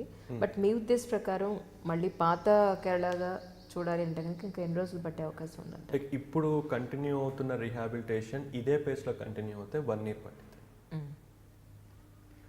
అంటే మీకు చెప్పాలంటే ఒక ఇల్లులు ఉన్న ప్రదేశం ఊహించుకోండి, వాటర్ వచ్చింది, వాటర్ వెళ్ళిపోయిన తర్వాత గ్రౌండ్ మిగిలింది. Exactly. So this is what the status. మరి ఇప్పుడు మళ్ళీ వాళ్ళకి ఇల్లు అది కట్టివ్వాలి అంటే government is giving and many donors are coming forward. మన ఆంధ్ర నుంచే దాదాపు ఒక 400 to 500 హౌసెస్ మనకి సపోర్ట్ చేయడానికి ముందుకు వచ్చారు. లైక్ బాహుబలి టీమ్, రాజమౌళి గారు, శోభు గారు, వీళ్ళందరూ కలిసి ఒక 5 ఇల్లు కట్టిస్తున్నారు. అట్లనే Ramoji group is willing to construct houses. అట్లా there are many other trust and organisations which are coming forward to construct houses. Ramoji Rao గారి నుంచి మీకు పిలుపు వచ్చినట్టుంది. Yes అండి, లైక్ ఆయన like collected fund for supporting Kerala people. Okay. And he called me asking what is the best way of using it. And his intention is to construct houses. Okay. So we have done. అంటే రామోజీరావు గారికి ఏంటంటే ఎక్కడైనా సరే ఇలాంటివి జరిగితే తన తరపున, తన వర్కర్స్ తరపున, తన యొక్క రీడర్షిప్ తరపున he used to construct houses. ఆయన ఇదే కాదండి, విశాఖపట్నంలో కట్టించారు, తమిళనాడులో కట్టించారు. Now he is constructing here also. Okay. That's his vision అనమాట. ఆయన ఒపీనియన్ ఏంటంటే ఒక ఇల్లు కట్టిస్తే కొన్ని జనరేషన్స్ వరకు ఆ ఫ్యామిలీకి మనం కాపాడిన వాళ్ళం అవుతాం. ఎగ్జాక్ట్లీ. ఉండడానికి నీడ అనేది చాలా అవసరం కదా. That is what. Okay. Okay. అంటే రోసయ్య గారి తర్వాత మీ దాంట్లో ఇంకెవరు లేరు. సో మీరు పొలిటికల్ లీడర్ అవ్వాలనేది మీకు చిన్నప్పటి నుంచి మీకు చాలా ఉందని చెప్పని విన్నాను, నిజమా? లేదండి. బట్ ఒకటండి, I want to serve the place అండి. I tell a small example అండి. My great grand father name is Mylavarapu Gundayya గారు అండి. సో ఈయన ఏంటి అంటే ఆయన డబ్బు పెట్టుకొని గవర్నమెంట్తో పని లేకుండా ఈ కన్స్ట్రక్టెడ్ స్కూల్స్, కాలేజెస్, హాస్పిటల్స్. ఈరోజు మెయిన్ రోడ్ వచ్చి ఎంజీ రోడ్ అంటారు, మైలవరపు గుండయ్య రోడ్ మా ఊళ్ళో. మున్సిపాలిటీ పేరు Mylavarapu Gundaiah council hall, clock tower పేరు మైలవరపు గుండయ్య చౌక్. సో అని చెప్పేసి అలా ఉంటుంది. నేను ఆయన నుంచి కొంచెం ఇన్స్పైర్ అయ్యాను and I'm very comfortable in my job అండి. Because IAS is the only job where I can do service for 30 years continuous. ఈ పొలిటికల్గా వచ్చినప్పుడు ఏమవుతుందంటే మన టార్గెట్ అనేది not only to do service to win the election, రెండు match అవ్వండి. ఇక్కడ నాకు ఎలక్షన్స్ ఉండవు, నేను ఏం చేసినా సరే ఐ కెన్ డూ, వెదర్ వాడికి నచ్చిందా నచ్చలేదా నాకు అనవసరం. So that can be done. Civil servant అవ్వాలి లేదా ఐఏఎస్ అవ్వాలి అని అనుకున్నారు, సాధించారు. ఎవరికి రాని ఇమ్మీడియట్గా ఒక డిజాస్టర్ మేనేజ్మెంట్ని ప్రాపర్గా హ్యాండిల్ చేయగలిగే అవకాశం మీకు దొరికింది. You did very good job about this. And అందరి అప్రిసియేషన్స్, గుర్తింపు, ఒక ఫేమస్ ఫిగర్ లాంటి ఒక గుర్తింపు అయితే వచ్చింది. వాట్ నెక్స్ట్, ఏం ఆలోచిస్తున్నారు? So what you want to do? అంటే ఇప్పుడు ఏమవుతుందంటే అందరూ కృష్ణతేజ అనగానే కుట్టనాడు అంటున్నారు. So how to come out of it and now I have started a rehabilitation campaign. ఒక ఫేస్బుక్ని ఉపయోగించుకొని ఒక రీహాబిలిటేషన్ని మొదలు పెట్టానండి. కరెక్ట్గా నిన్న 100 days పూర్తి చేసుకుంది అది. ఓకే. ఆ రీహాబిలిటేషన్ అదేంటంటే ఫేస్బుక్ ఓపెన్ చేసి ఐఎమ్ ఫర్ ఎల్ఎఫ్ ఒక పేజ్ క్రియేట్ చేశాను. అప్పటిదాకా నేను ఫేస్బుక్లో అంత యాక్టివ్గా కూడా ఉండేవాడిని కాదు, but I thought Facebook might be A medium wear I can use it for rehabilitation. ఈ కేరళ ఇష్యూలోనే మీకు ఫేస్బుక్ను కూడా మీరు ఇంట్రడ్యూస్ చేసి, అసలు ఐడియా ఎలా వచ్చింది మీకు ఫేస్బుక్ని ఇంట్రడ్యూస్ చేయాలని అంటే ఈ ఇష్యూలో? But one thing, whatever I do, I have a habit of doing things innovatively. Okay. నాకు I want to show like in college there is a comment, whatever I do there is called KT's mark. Okay. So ఇది మీ mark ఇది.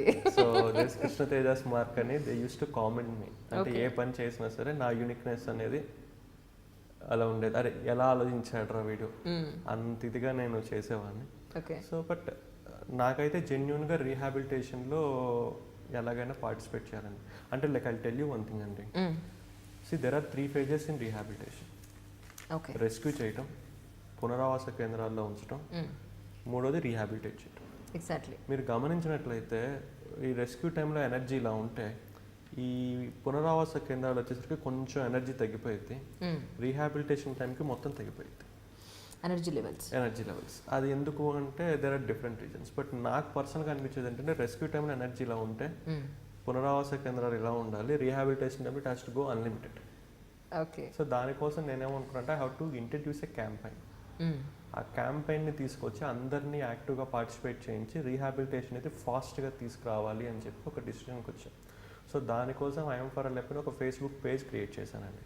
ఆ create చేసి ఆ Facebook page పేరు I'm for Alleppey.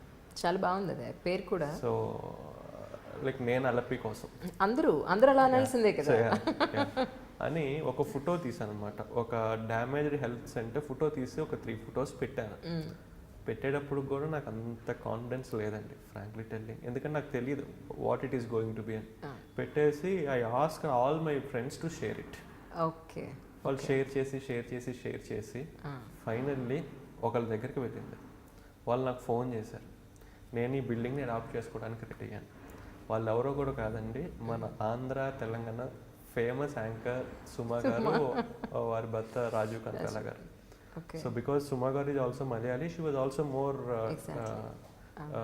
supportive to it. So I was shocked. ఏంటి Facebook page పెట్టి 6 hours ఒక బిల్డింగ్ 8 lakhs అడాప్ట్ అవుట్ అని. Then I came to know about the power of Facebook, that is social media. ఇంకప్పుడు నేను ఇట్లా photos పెట్టడం, మాకు ఇది కావాలి అది కావాలని పీపుల్ స్టార్టెడ్ కమింగ్. సో ఈ 100 days జస్ట్ ఒక ఫేస్బుక్ పేజ్కి మాకు 95,000 likes వచ్చినాయండి, జస్ట్ ఇన్ 100 days. అండ్ ఈ 100 days మేము 8 రకాల రీహాబిలిటేషన్స్ కేవలం ఫేస్బుక్ను ఉపయోగించి మాత్రమే చేసాము. Like for example dairy farmer rehabilitation ఉంది. అంటే ఎవరైతే బీపీఎల్ ఫ్యామిలీస్ ఈ ప్రళయంలో ఆవుల్ని కోల్పోయారో వాళ్ళకి తిరిగి ఆవుల్ని ఇచ్చాం. ఓకే. ఫస్ట్ ఆవును ఇవ్వమని చెప్పినప్పుడు అందరు నన్ను క్రిటిసైజ్ చేశారు, ఏంటో ఒక ఐఏఎస్ ఆఫీసర్ ఆవును ఇవ్వమంటున్నాడు అని చెప్పి. సో నాకు ఒక అలవాటు ఏంటంటే ఎవరైనా క్రిటిసైజ్ చేస్తే నేను కంపల్సరీ చేస్తాను. బికాజ్ ఒకటి క్రిటిసైజ్ చేసాక నేను ఆపను, ఎక్స్పెషల్లీ క్రిటిసైజ్ చేస్తే అసలు ఆపను. సో నేనే వెళ్ళి ఫస్ట్ ఆవునిచ్చాను. నేను మా డాడీ దగ్గర నుంచి మా బాబాయ్ దగ్గర నుంచి కొంచెం మనీ తీసుకొని ఆవునిచ్చాను. That became a big news. ఒక ఐఏఎస్ ఆఫీసర్ ఆవును డొనేట్ చేశాను. ఆ న్యూస్ చదివి నెక్స్ట్ డే నాకు 20 ఆవులు డొనేషన్కి వచ్చినాయి. ఓకే. ఆ 20 ఆవులు ఇచ్చిన తర్వాత మళ్ళీ న్యూస్ అయ్యి వీ గాట్, సో టోటల్ 133 ఫ్యామిలీస్కి మేము ఆవులు ఇవ్వాలైతే 133 ఫ్యామిలీస్కి ఆవులు రెడీ అయిపోయినాయి. ఓకే, దాని మీద అంతకుముందు వాళ్ళ జీవనాధారం డిపెండ్ అయి ఉంటుంది, అందుకని మళ్ళీ యు అందుకని హావ్ మళ్ళీ గివెన్ ద నేను సేమ్ ఇచ్చాను. వే. అందులోనూ ఇచ్చే ఆవు కూడా జెర్సీ కానీ హెచ్ఎఫ్ బ్రీడ్ కానీ మాత్రమే ఇచ్చాం. అందులోనూ ప్రెగ్నెంట్ కౌస్నే ఇచ్చాము, ఇన్ష్యూర్ చేసి ఇచ్చాము, 1 month ఫ్రీగా ఫీడ్ ఇచ్చామన్నమాట ఆవులకి. సో అంటే ఒక that is the first rehabilitation we have done. అదేవిధంగా స్టూడెంట్ రీహాబిలిటేషన్ అని చెప్పి తీసుకొచ్చాం. స్టూడెంట్స్కి కావాల్సినవన్నీ కిట్స్ కానీ అది. ఈ స్టూడెంట్ రీహాబిలిటేషన్ దగ్గర ఏం చేస్తామంటే ఒక చిన్న మైండ్ గేమ్ వాడాను. ఓకే. మాకు ఇది కేరళ, స్కూల్స్ ఓపెన్ చేయంగానే నో డౌట్ ఒక 2 months లోపల జనాలందరూ వచ్చేస్తారు. మిగతా స్టేట్స్ లాగా రాకపోవటం, డిస్కంటిన్యూ అవ్వటం ఉండదు. బట్ మాకేంటి అంటే 15 days లోపల అందరూ స్కూల్కి బ్యాక్ వచ్చేయాలి. అందుకని ఏం చేశాను, ఫస్ట్ డే స్కూల్ ఓపెన్ చేయగానే 3 notebooksని ప్రతి స్టూడెంట్కి పంచిపించాను. ఓకే. అండ్ వాళ్ళకు ఒక ఇన్ఫర్మేషన్ ఇచ్చాను, నెక్స్ట్ 3 daysలో ఇంకొక 3 notebooks ఇస్తాము అని చెప్పేసి. ఓకే. స్లోగా అటెండెన్స్ పెరిగింది. మళ్ళీ 3 notebooks ఇచ్చి ఇంకొక ఇన్ఫర్మేషన్ ఇచ్చాము, నెక్స్ట్ 3 daysలో we're going to go geometry box అని. కొంచెం అటెండెన్స్ పెరిగింది. We gave the geometry box after 3 days and then we gave information that next 3 daysలో we're going to go pen set అని. ఒక 5 to 10 pens ఇస్తున్నాం అని. కొంచెం పెరిగింది. Next we gave information that next 3 daysలో ఒక మంచి స్కూల్ బ్యాగ్, వాటర్ బాటిల్ ఇస్తున్నాము. ఎప్పుడైతే స్కూల్ బ్యాగ్, వాటర్ బాటిల్ అన్నామో ధన స్కూల్కి everyone came and within 15 days we are able to ensure almost 100% attendance rate. మా టార్గెట్ November 14th లోపల జరగాలని, బట్ November 3rd, 4th కల్లా మేము 100% ఎన్ష్యూర్ చేస్తాం. So all these books and everything we got it through Facebook. That is I'm for LAP campaign నుంచి వచ్చింది. That's the second rehabilitation. Third rehabilitation వచ్చి ఈ disaster టైంలో మనకన్నా ఎక్కువ ఇబ్బంది పడే వాళ్ళు ఎవరంటే వికలాంగులు. సో వాళ్ళ కోసం ఏం చేసామంటే ఇంటింటికి ఒక టీముని పంపించి వాళ్ళు ఈ టైంలో ఏం కోల్పోయారు, వీల్ చైర్ పోగొట్టుకున్నారా, ఆర్టిఫిషియల్ లెగ్ పోగొట్టుకున్నారా, చెవిలో పెట్టుకునేది పోగొట్టుకున్నారా, అన్ని లిస్ట్ తీసుకొని స్పాన్సర్స్ని పట్టుకొని క్యాంపులు పెట్టి వాళ్ళకి తిరిగిచ్చాం. Alleppey became the first district before the world specially able day we rehabilitated all the special abled people. So అందరినీ మనం రీహాబిలిటేట్ చేసాం. అదేవిధంగా ముసలి వాళ్ళకి 4 మెగా మెడికల్ క్యాంప్ పెట్టి ఈ ఎఫెక్టెడ్ ఏరియాలో వాళ్ళకి 2 నెలలకు కావాల్సిన మందులు, 2 నెలలకు కావాల్సిన ఫుడ్ సప్లిమెంట్, ప్రోటీన్ సప్లిమెంట్ ఫ్రీగా ఇచ్చాం. ఇది ఒక ఎయిమ్ ఏంటి అంటే 2. ఒకటి, ముసలి వాళ్ళు కొంచెం ఏదైనా ఫ్రీగా ఇస్తే సైకలాజికల్గా కొంచెం హ్యాపీగా ఫీల్ అవుతారు, అంత నష్టపోయింది పక్కన పెట్టేసి. అదొకటి. ఇంకొకటి, మేము ఇచ్చిన ప్రోటీన్ సప్లిమెంట్ అవన్నీ it makes them active. Exactly. So అది that is the 4th rehabilitation. 5th rehabilitation ఏంటంటే నేను ఒకటి గమనించాను, ఒక men headed family, women headed family ఉంటే ఈ డిజాస్టర్ టైంలో ఎక్కువ ఇబ్బంది పడేది women headed family. Especially they will take lot of time to come out.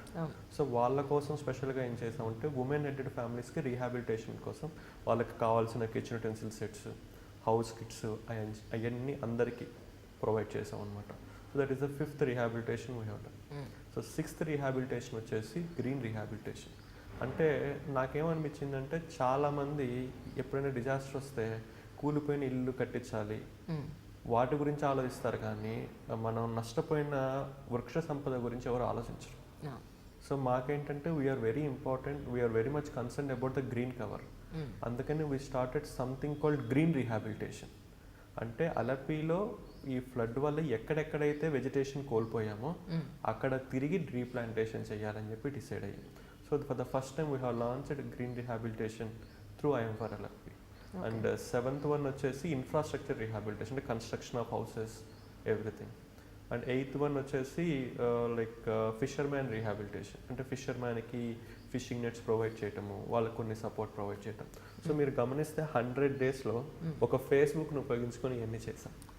And in fact and very truly speaking, నేను మొదలుపెట్టినప్పుడు I don't know that this is going to be this big. ఈ రోజు I'm for Alleppey అనేది ఎంత పెద్ద క్యాంపెయిన్గా మారిందంటే cinema థియేటర్స్లో ఐఎమ్ ఫర్ ఎల్ఎపి లోగో పెడుతున్నారు.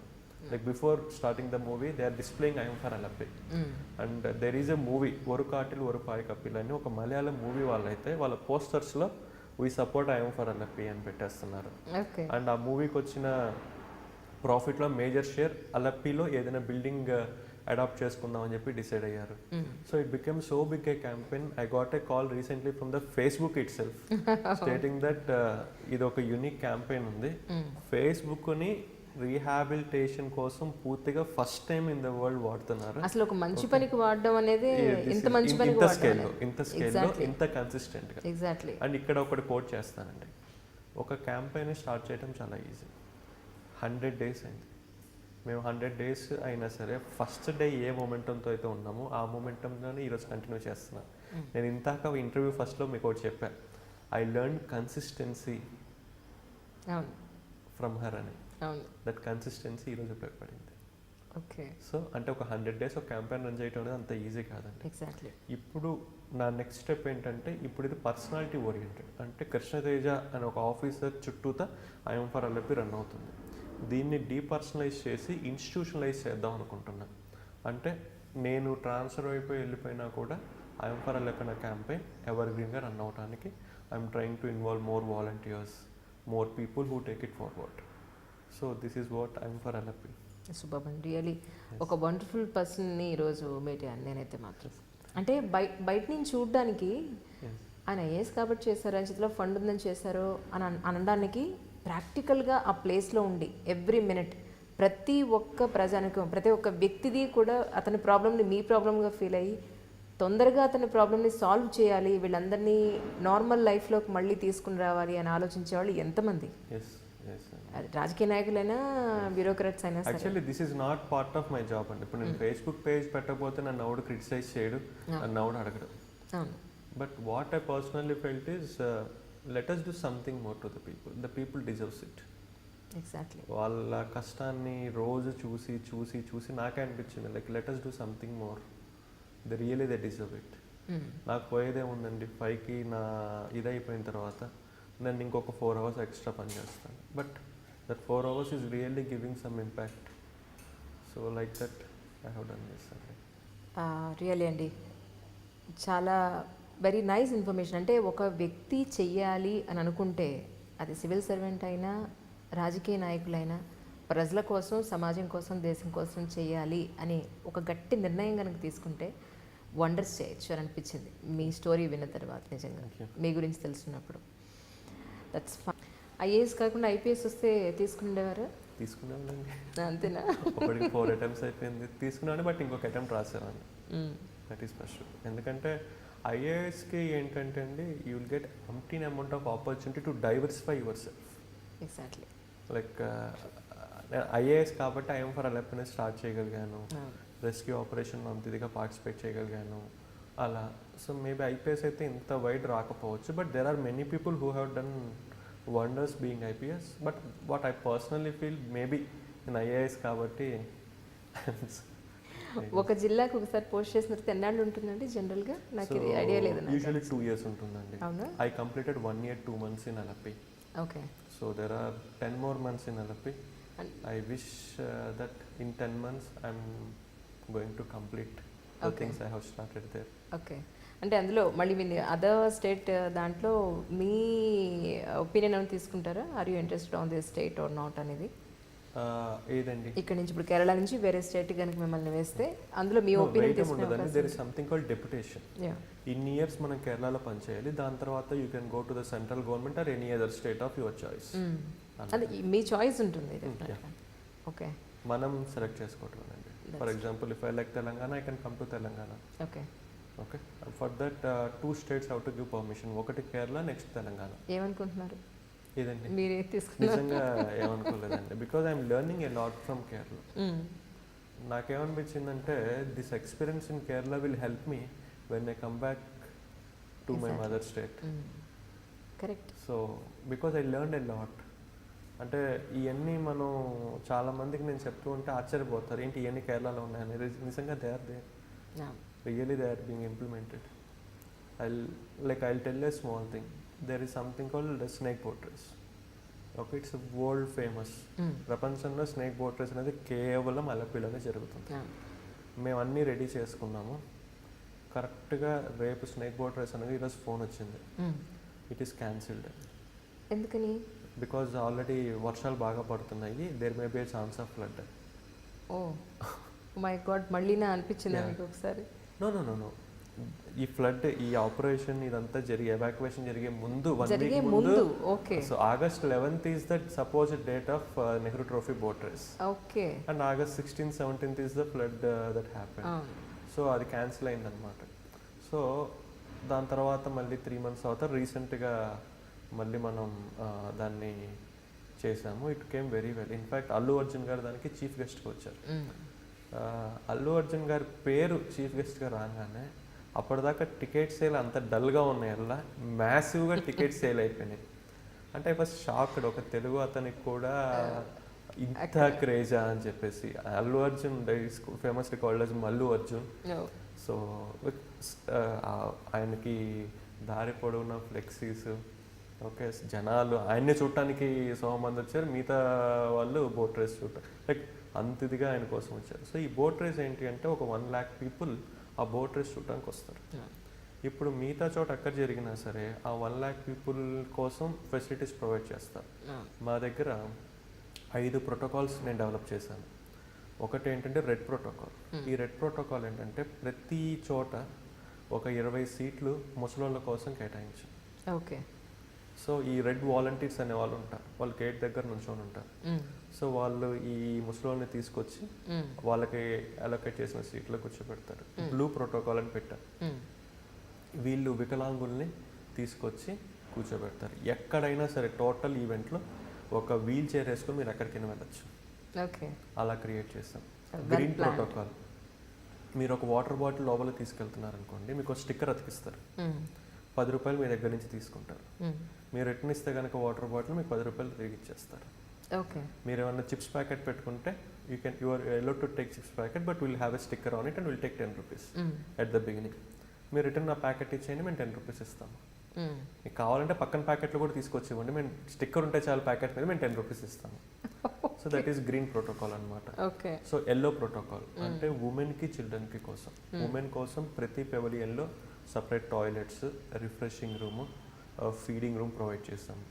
అదేవిధంగా చిల్డ్రన్ కోసం చైల్డ్ ట్యాగింగ్ పెట్టామన్నమాట. ఆ ట్యాగ్ మీద పేరెంట్స్ పేరు, వాళ్ళ మొబైల్ నెంబరు, వాళ్ళకి కావాల్సిన చిన్న చిన్న టాయ్స్ అలా ఇచ్చాం. అంటే ఒక ఈవెంట్ని మేము ఎలా చేసామంటే it is not only A event, it is senior citizen friendly event, specially abled friendly event, women friendly event, child friendly event, environmental friendly event. And the final thing is, event lo some of the volunteers are transgenders. Okay.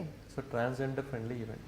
అంటే నేనేమంటానంటే ఒక as N IAS I have this opportunity of seeing things different and implementing it. Exactly. ఈరోజు ఈ 5 protocols అనేవి స్టేట్లో వేరే ఏది massive event జరిగినా సరే they are trying to implement this 5 protocols. So now it became a inclusive event. అంటే ఒక ఈవెంట్లో ఎంతమంది వచ్చింది కాదు, ఆ ఎంతమందిలో ఎంతమంది ముసలోళ్ళు ఉన్నారు, ఎంతమంది వికలాంగులు ఉన్నారు, ఎంతమంది పిల్లలు ఉన్నారు, ఎంతమంది ట్రాన్స్జెండర్స్ ఉన్నారు, ఎంతమంది ఆడవాళ్ళు ఉన్నారు, అది కూడా మేము లెక్కేసుకొని దాన్ని ఇంప్లిమెంట్ చేసాము. It was a massive hit. It was the most inclusive event. And even Allu Arjun గారు ఇవన్నీ తెలుసుకుని వాజ్ సర్ప్రైజ్డ్, ఏంటి ఇలా కూడా ఈవెంట్స్ని ప్లాన్ చేస్తారా అని చెప్పేసి. And in fact recently he accepted to adapt 10 anganwadi centres in Alleppey as a part of I'm for Alleppey. 10 anganwadi సెంటర్స్ని ఆయన అడాప్ట్ చేసుకుంటా అని చెప్పి యాక్సెప్ట్ చేశారు. So that is what. ఇందాక మీరు స్కూల్కి వితిన్ 50 daysలో పిల్లలు మళ్ళీ స్కూల్ 15 daysలోనే. అప్పుడు ఎందుకంటే అప్పుడు వరదలప్పుడు ఆల్రెడీ ప్రజలందరికీ కూడా పునరావాస కేంద్రాలు మీరు స్కూల్సే ఇచ్చారు. సో ఇప్పుడు మరి వీళ్ళని ఎక్కడ పెట్టారు? వాళ్ళు అప్పటికి ఇళ్ళవి ఇంకా మీరు కట్టించారు కదా? లేదండి, కొంతమందికి టెంపరీగా ఇల్లులు కట్టించాము, కొంతమంది కమ్యూనిటీ హాల్స్ ఉన్నాయి వాటిల్లో పెట్టాము. స్కూల్స్ని మాత్రం ఓపెన్ చేసేసామండి. ఎందుకంటే అకాడమిక్ ఇయర్ అనేది వేస్ట్ అయిపోతుంది. We don't want student to get suffered because of floods. So వాళ్ళని వేరే చోట షిఫ్ట్ చేసి స్లోగా వాళ్ళకి మళ్ళీ టెంపరీగా కట్టించివ్వటం. ఇప్పుడు ప్రస్తుతానికైతే క్యాంప్స్లో ఎవరు లేరండి. వాళ్ళకి టెంపరీగా కట్టించివ్వటం, అదే వాళ్ళ రిలేటివ్స్ ఇంట్లో ఉండటము, అదే అద్దెకి తీసుకొని ఉంటామో ఉంటున్నారు. But in course of time will construct good house for them. Okay. So అంటే ఈ సివిల్ సర్వీస్ ఎగ్జామ్కి సంబంధించి ప్రిపేర్ అయ్యే వాళ్ళకి ఎలా ప్రిపేర్ అయితే బాగుంటుందని మీ ఉద్దేశం? ఎందుకంటే ఎండ్ ఆఫ్ ది డే ఈయన ఎలా ప్రిపేర్ అయ్యారు, మమ్మల్ని ఎలా ప్రిపేర్ అవ్వమంటున్నారని చాలామంది కింద మెసేజెస్ పెడుతున్నారు. టు బి ఫ్రాంక్, మీ ఇంటర్వ్యూ కావాలని ఎంతోమంది, నేను ఎవరిదో సివిల్ సర్వెంట్ ఇంటర్వ్యూ అయితే మేడం కృష్ణతేజ్ గారు ఇంటర్వ్యూ చేయండి, ఎల్ఎఫ్పి కృష్ణతేజ్ గారు ఇంటర్వ్యూ చేయండి అని ఎన్ని మెసేజెస్ పెట్టారు. నేను మీకు స్క్రీన్ షాట్ చేసి మీకు చూపిస్తాను. యాక్చువల్లీ వాళ్ళు అడగడం వల్లే మిమ్మల్ని దాని గురించి నేను ఎంక్వైరీ చేయడం జరిగింది. సో అందుకని వాళ్ళకి, అలాంటి వాళ్ళకి ఇంట్రెస్ట్ ఉన్న వాళ్ళకి ఎలా ప్రిపేర్ అయితే బాగుంటుందని మీరు అంటారు? అది ప్రిలిమ్స్ కానీ మెయిన్స్ కానీ. సివిల్ సర్వీస్ ఎగ్జామ్ సిలబస్ అనేది చాలా easy, but the competition is very difficult. ఎంత కాంపిటీషన్ ఉంటుందంటే మొత్తం 8 లక్షల మంది రాస్తారు. ఈ 8 లక్షల్లో ఐఐటీలో టాపర్స్, ఐఐఎంలో టాపర్స్, ఎయిమ్స్లో టాపర్స్, యూనివర్సిటీలో టాపర్స్, చార్టర్డ్ అకౌంటెంట్స్లో టాపర్స్, అదర్ సెగ్మెంట్స్లో టాపర్స్, వీళ్ళందరూ ఒక 2 లక్షలు 1.5 మంది ఉంటారు. సో వీళ్ళతో మనం పోటీపడి రాస్తే అందులో చివరికి ఒక 30,000 మంది మెయిన్స్కి క్వాలిఫై అవుతారు. ఆ 30,000లో 3,000 మంది ఇంటర్వ్యూ క్వాలిఫై అవుతారు. 3,000లో 800 మంది ఫైనల్లీ క్వాలిఫై అవుతారు. ఆ 800లో 90 ర్యాంకులు రావాలి, ఐఏఎస్ రావాలంటే. ఆ 90లో కూడా ఫస్ట్ వచ్చిన వాడికి ఒక స్టేట్ వస్తుంది, సెకండ్ వచ్చినకి ఇంకో స్టేట్ వస్తుంది, 66 వచ్చినకి ఇంకో స్టేట్ వస్తుంది, 90 వచ్చినకి ఇంకో స్టేట్ వస్తుంది. అంటే it is not about the exam, it is about the competition. ఈ మాట ఎందుకు అన్నానంటే, కాంపిటీషన్ ఎప్పుడైతే ఎక్కువ ఉంటుందో we have to focus on all minute mistakes also. ఎందుకంటే ఎవ్రీ మార్క్ కౌంట్స్. ఇప్పుడు నాకు 66 వచ్చింది, అదే 91 వచ్చినట్లయితే I would have been IPS. 66కి 91కి 5 మార్క్స్ తేడా ఉంటుంది, 10 మార్క్స్ తేడా ఉంటుంది. అదే నాకు ఇంకో 20 మార్క్స్ తక్కువ వచ్చినట్లయితే instead of IPS I would have been in railway service. So like every mark counts. So నేను అనేది ఏంటి అంటే, ఎంత చదివా ఉన్నది కాదు, ఎంత ఎక్స్ప్రెస్ చేయగలుగుతున్నాము, ఎంత కన్విన్సింగ్గా ఎక్స్ప్రెస్ చేయగలుగుతాం అన్నది ఇంపార్టెంట్. మనం సివిల్ సర్వీస్లో it's an exam about expressing your self in writing and in answering. So writing అంటే రిటర్న్ ఎగ్జామ్లో ఎక్స్ప్రెస్ చేసేటప్పుడు మనం అనుకున్నది పూర్తిగా ఎక్స్ప్రెస్ చేయాలి అంటే we need lot of practice. చాలామంది ఏమనుకుంటారంటే మనం ఒక టాపిక్ చదివేసాము, మనం ఎక్స్ప్రెస్ చేసేద్దాం అనుకుంటాం. చదవటం అనేది ఓన్లీ 50% ఆఫ్ ద ప్రిపరేషన్ మాత్రమే. Expressing it on the paper is the remaining 50%. For example నేనే ఉన్నానండి, ఒక టాపిక్ చదివిన తర్వాత ఫస్ట్ 3 అటెంప్ట్స్లో the following are the things, first point, second point, third point అని పెట్టి రాసేవాడిని. ఎగ్జామినర్కి కూడా ఒక నార్మల్ ఆన్సర్గా అనిపించేది. బట్ నేను 1 year కష్టపడి ఎలా చేశాను అంటే, నేను చదివింది ఒక చిన్న కథలాగా రాయటం మొదలుపెట్టాను. First paragraph, second paragraph, third paragraph. ఆ చదివేటప్పుడు కూడా ఫస్ట్ పారాగ్రాఫ్ చదివినోడికి సెకండ్ పారాగ్రాఫ్ ఏం రాసాడో చూద్దాం, సెకండ్ పారాగ్రాఫ్ చదివినోడు థర్డ్ పారాగ్రాఫ్ ఏం రాసాడో చూద్దాం, థర్డ్ పారాగ్రాఫ్ చదివినోడికి అది కన్క్లూజన్ ఎలా ఇచ్చాడో చూద్దాం అన్న ఒక ఇది నేను క్రియేట్ చేసేవాడిని. సో ఆ రైటింగ్ ప్రాక్టీస్ అనేది చాలా ఇంపార్టెంట్. అది ఎవరైతే కన్సిస్టెంట్గా కష్టపడతారో వాళ్ళకే ఆ రైటింగ్ ప్రాక్టీస్ వస్తుంది. So that is the first tip I say. నేను ఆ రైటింగ్ ప్రాక్టీస్ చేశాను. ఆ రైటింగ్ ప్రాక్టీస్కి 2 కావాలి. మనకి కన్సిస్టెంట్గా ఒక ప్రాక్టీస్ అనేది ఉండాలి. 2, మనం రాసిన దాన్ని కరెక్ట్ చేయడానికి ఒక మెంటర్ అనేవాళ్ళు కంపల్సరీ ఉండాలి. ఎందుకంటే మనం ఏం రాసామో మనకు తెలియదు, కరెక్టా రాంగ్ అని. So that is the first thing. The second thing is the expressing our self. మనం చాలా ఏం చేస్తామంటే పాయింట్స్ తెలుసుకుంటాము, బట్ సివిల్ సర్వీస్ ఇంటర్వ్యూలో ఎప్పుడు పాయింట్స్ తెలుసుకోరు, మన ఒపీనియన్ తెలుసుకుంటారు. Okay, I tell a small example. Civil service interview అనేది ఏంటి అంటే, they take your opinion and they test your depth. ఈ రెండింటిని చూసేదే సివిల్ సర్వీస్ ఇంటర్వ్యూ. ఓకే, నన్ను ఇంటర్వ్యూలో ఒక క్వశ్చన్ అడిగారు, వాట్ ఈస్ జిఎస్టీ అని. అయితే జిఎస్టీ సో అని చెప్పాను. Then what is the advantages of GST అన్నారు. So these are the advantages అని చెప్పి, వాట్ ఆర్ ద డిసడ్వాంటేజెస్ అన్నారు, చెప్పారు. Then what is centre's opinion అన్నారు, చెప్పారు. వాట్ ఈస్ స్టేట్స్ ఒపీనియన్ అన్నారు, చెప్పారు. No what is the solution with centre and state are seeking for అన్నారు, చెప్పారు. అంటే జిఎస్టీ అని ఒక టాపిక్లో 6-7 క్వశ్చన్లు అడిగారు. దాని మీనింగ్ ఏంటి, ఒక టాపిక్లో నా డెప్త్ ఎంత ఉందో తెలుసుకున్నాను. Exactly. So that is what we have to develop while reading about a topic. ఒక టాపిక్ మనం నేర్చుకుంటే కనుక ఆ టాపిక్లో డెప్త్ అంతా మనకు తెలియాలి. ద సెకండ్ క్వశ్చన్, ఒక ఇంటర్వ్యూ అతను ఏం చేశాడంటే, కృష్ణతేజ నీకు లేబర్ రిఫార్మ్స్ తెలుసా అని అడిగాడు. తెలుస్తాను. వాటి మీద నీ ఒపీనియన్ ఏంటి, లేబర్ రిఫార్మ్స్ ఎలా ఉంటే బాగుంటుంది అనుకుంటున్నాను అంటే, సార్ నేను ఒకే మాట, సార్ లేబర్ రిఫార్మ్స్ అవసరం. ఎలా ఉండాలి అంటే అది బిజినెస్ పర్సన్ యొక్క ఇంట్రెస్ట్, ఈ వర్కర్స్ యొక్క రైట్స్ రెండింటిని బ్యాలెన్స్ చేసే విధంగా మాత్రమే ఉండాలి. ఈ రెండిట్లో ఏది ఇంబ్యాలెన్స్ ఉన్నా సరే అది కౌంటర్ ప్రొడక్టివ్ అయిపోతుంది. అందుకనే మోస్ట్ ఆఫ్ ద కంట్రీస్లో ఈ లేబర్ రిఫార్మ్స్ ఎందుకు ఫెయిల్ అవుతున్నాయి అంటే వాటిని బ్యాలెన్స్ చేయటం మిస్ అవుతున్నారు అన్న. So I gave my opinion. Exactly. I didn't tell what is labor reform. I said my opinion on how well labor reforms has to be there. True. So the next question, ఒక అతను అడిగారు, make in India campaign తెలుసా అని అడిగారు. Yes sir I know. నువ్వే కనుక make in India campaign CEO అయితే ఎలా ఆలోచిస్తావు అన్నారు. సార్ నేనే కనుక make in India campaign CEO అవుతే I won't think like an IAS officer, instead I will think like an industrialist. అప్పుడే నాకు అర్థమవుతుంది ఒక ఇండస్ట్రియలిస్ట్కి ల్యాండ్ ఎలా కావాలి, లోన్ ఎలా కావాలి, స్కిల్డ్ మ్యాన్ పవర్ ఎలా కావాలి, వాడికి ఎక్స్పోర్ట్కి ఇంపోర్ట్కి ఎలా ఫెసిలిటీస్ కావాలి అని చెప్పేసి. సో అప్పుడు మాత్రమే నేను ఈ క్యాంపెయిన్ని సక్సెస్ చేయగలను. So I will start thinking from the shoe of a industrialist who would like to invest in India than thinking like a CEO of make in India అన్న. నేను ఎప్పుడైతే ఈ మాట చెప్పానో వాడికి ఆ ఇంటర్వ్యూ చేసే అతనికి అర్థమైపోయింది అనమాట. ఓకే వీడు చాలా మెచ్యూర్గా ఉన్నాడు, చాలా మెచ్యూర్గా ఆలోచిస్తున్నాడు, is not like a normal young person అని చెప్పి. ఇవన్నీ నాకు పుట్టుకతో రాలేదు.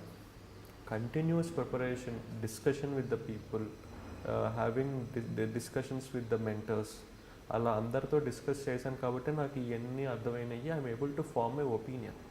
సో చాలామంది ఏం చేస్తారంటే ఒక టాపిక్ చదివేసి వదిలేస్తారు. బట్ ఆ టాపిక్ని చదివిన తర్వాత there is something more. We have to start expressing our self on the paper. We have to start developing a opinion on it which is practical. So this is what the suggestion I give to the students. I think it's almost 3 years I am away from the examination, but still I feel these tips hold good. చాలా సంతోషంగా ఉందండి, ఎందుకంటే ఒక మంచి IAS ఆఫీసర్ని కలిసానని సంతోషం.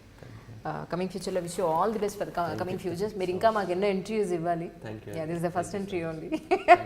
అంటే కేరళలో ఉన్నప్పుడు ఈ ఇంటర్వ్యూ ఇచ్చారు, సమ్ అదర్ స్టేట్స్లో ఉన్నప్పుడు మళ్ళీ మీ దగ్గరికి వస్తాం డెఫినెట్గా. Thank you so much for your. Just like to present 2 things for you. Please. So this is the brochure of that Nehru Trophy boat race. Okay. So where if you open, okay, you can see the 5 protocols of this Nehru Trophy boat race అన్నమాట. దాన్ని ఇట్లా మొత్తం open చేయించండి. Yeah, so ఇది వచ్చిన ప్రతి ఒక్కరికి ఇది ఇచ్చామన్నమాట మనం. ఓకే. సో దాంట్లో ఏంటంటే సపోజ్ మీరు లేడీ అండి, ఓకే, మీ పిల్లలతో వచ్చారు, you will come to know ఎవరిని పిలవాలి అనేది. Okay. You can see the yellow volunteer and you can say excuse me, can you help me. వాళ్ళు వచ్చేసి మేడం ఏ హెల్ప్ కావాలి. Okay. So this is the one we are implementing, and I created this concept. That exactly. is 5 protocols for every event, and so we are making every event inclusive. It's really very nice అండి, ఎందుకంటే ఇది ఒక కేరళకి కాదు, next ఎవరైనా ఏ event చేయాలన్నా అది disaster management అవ్వనివ్వండి, లేదంటే సక్సెస్ఫుల్ మీట్ అవ్వనివ్వండి. సో ఇలా మనం ఎందుకు ప్లాన్ చేయకూడదు, లేదా ఇప్పుడు ఆల్రెడీ మీరు ఒక మంచి పాత్ చూపించారు చాలా మంది. సో ఇంతకన్నా బెటర్గా ఎలా చేయగలం అనేది వాళ్ళు ఆలోచించగలుగుతారు డెఫినెట్లీ. సో వండర్ఫుల్ అండి, thank you so much once again. Hi, I'm Krishnateja IAS, Sub Collector Alappi. Just now I had an interview with Anjali Garu. Please watch it and share your opinion. Thank you.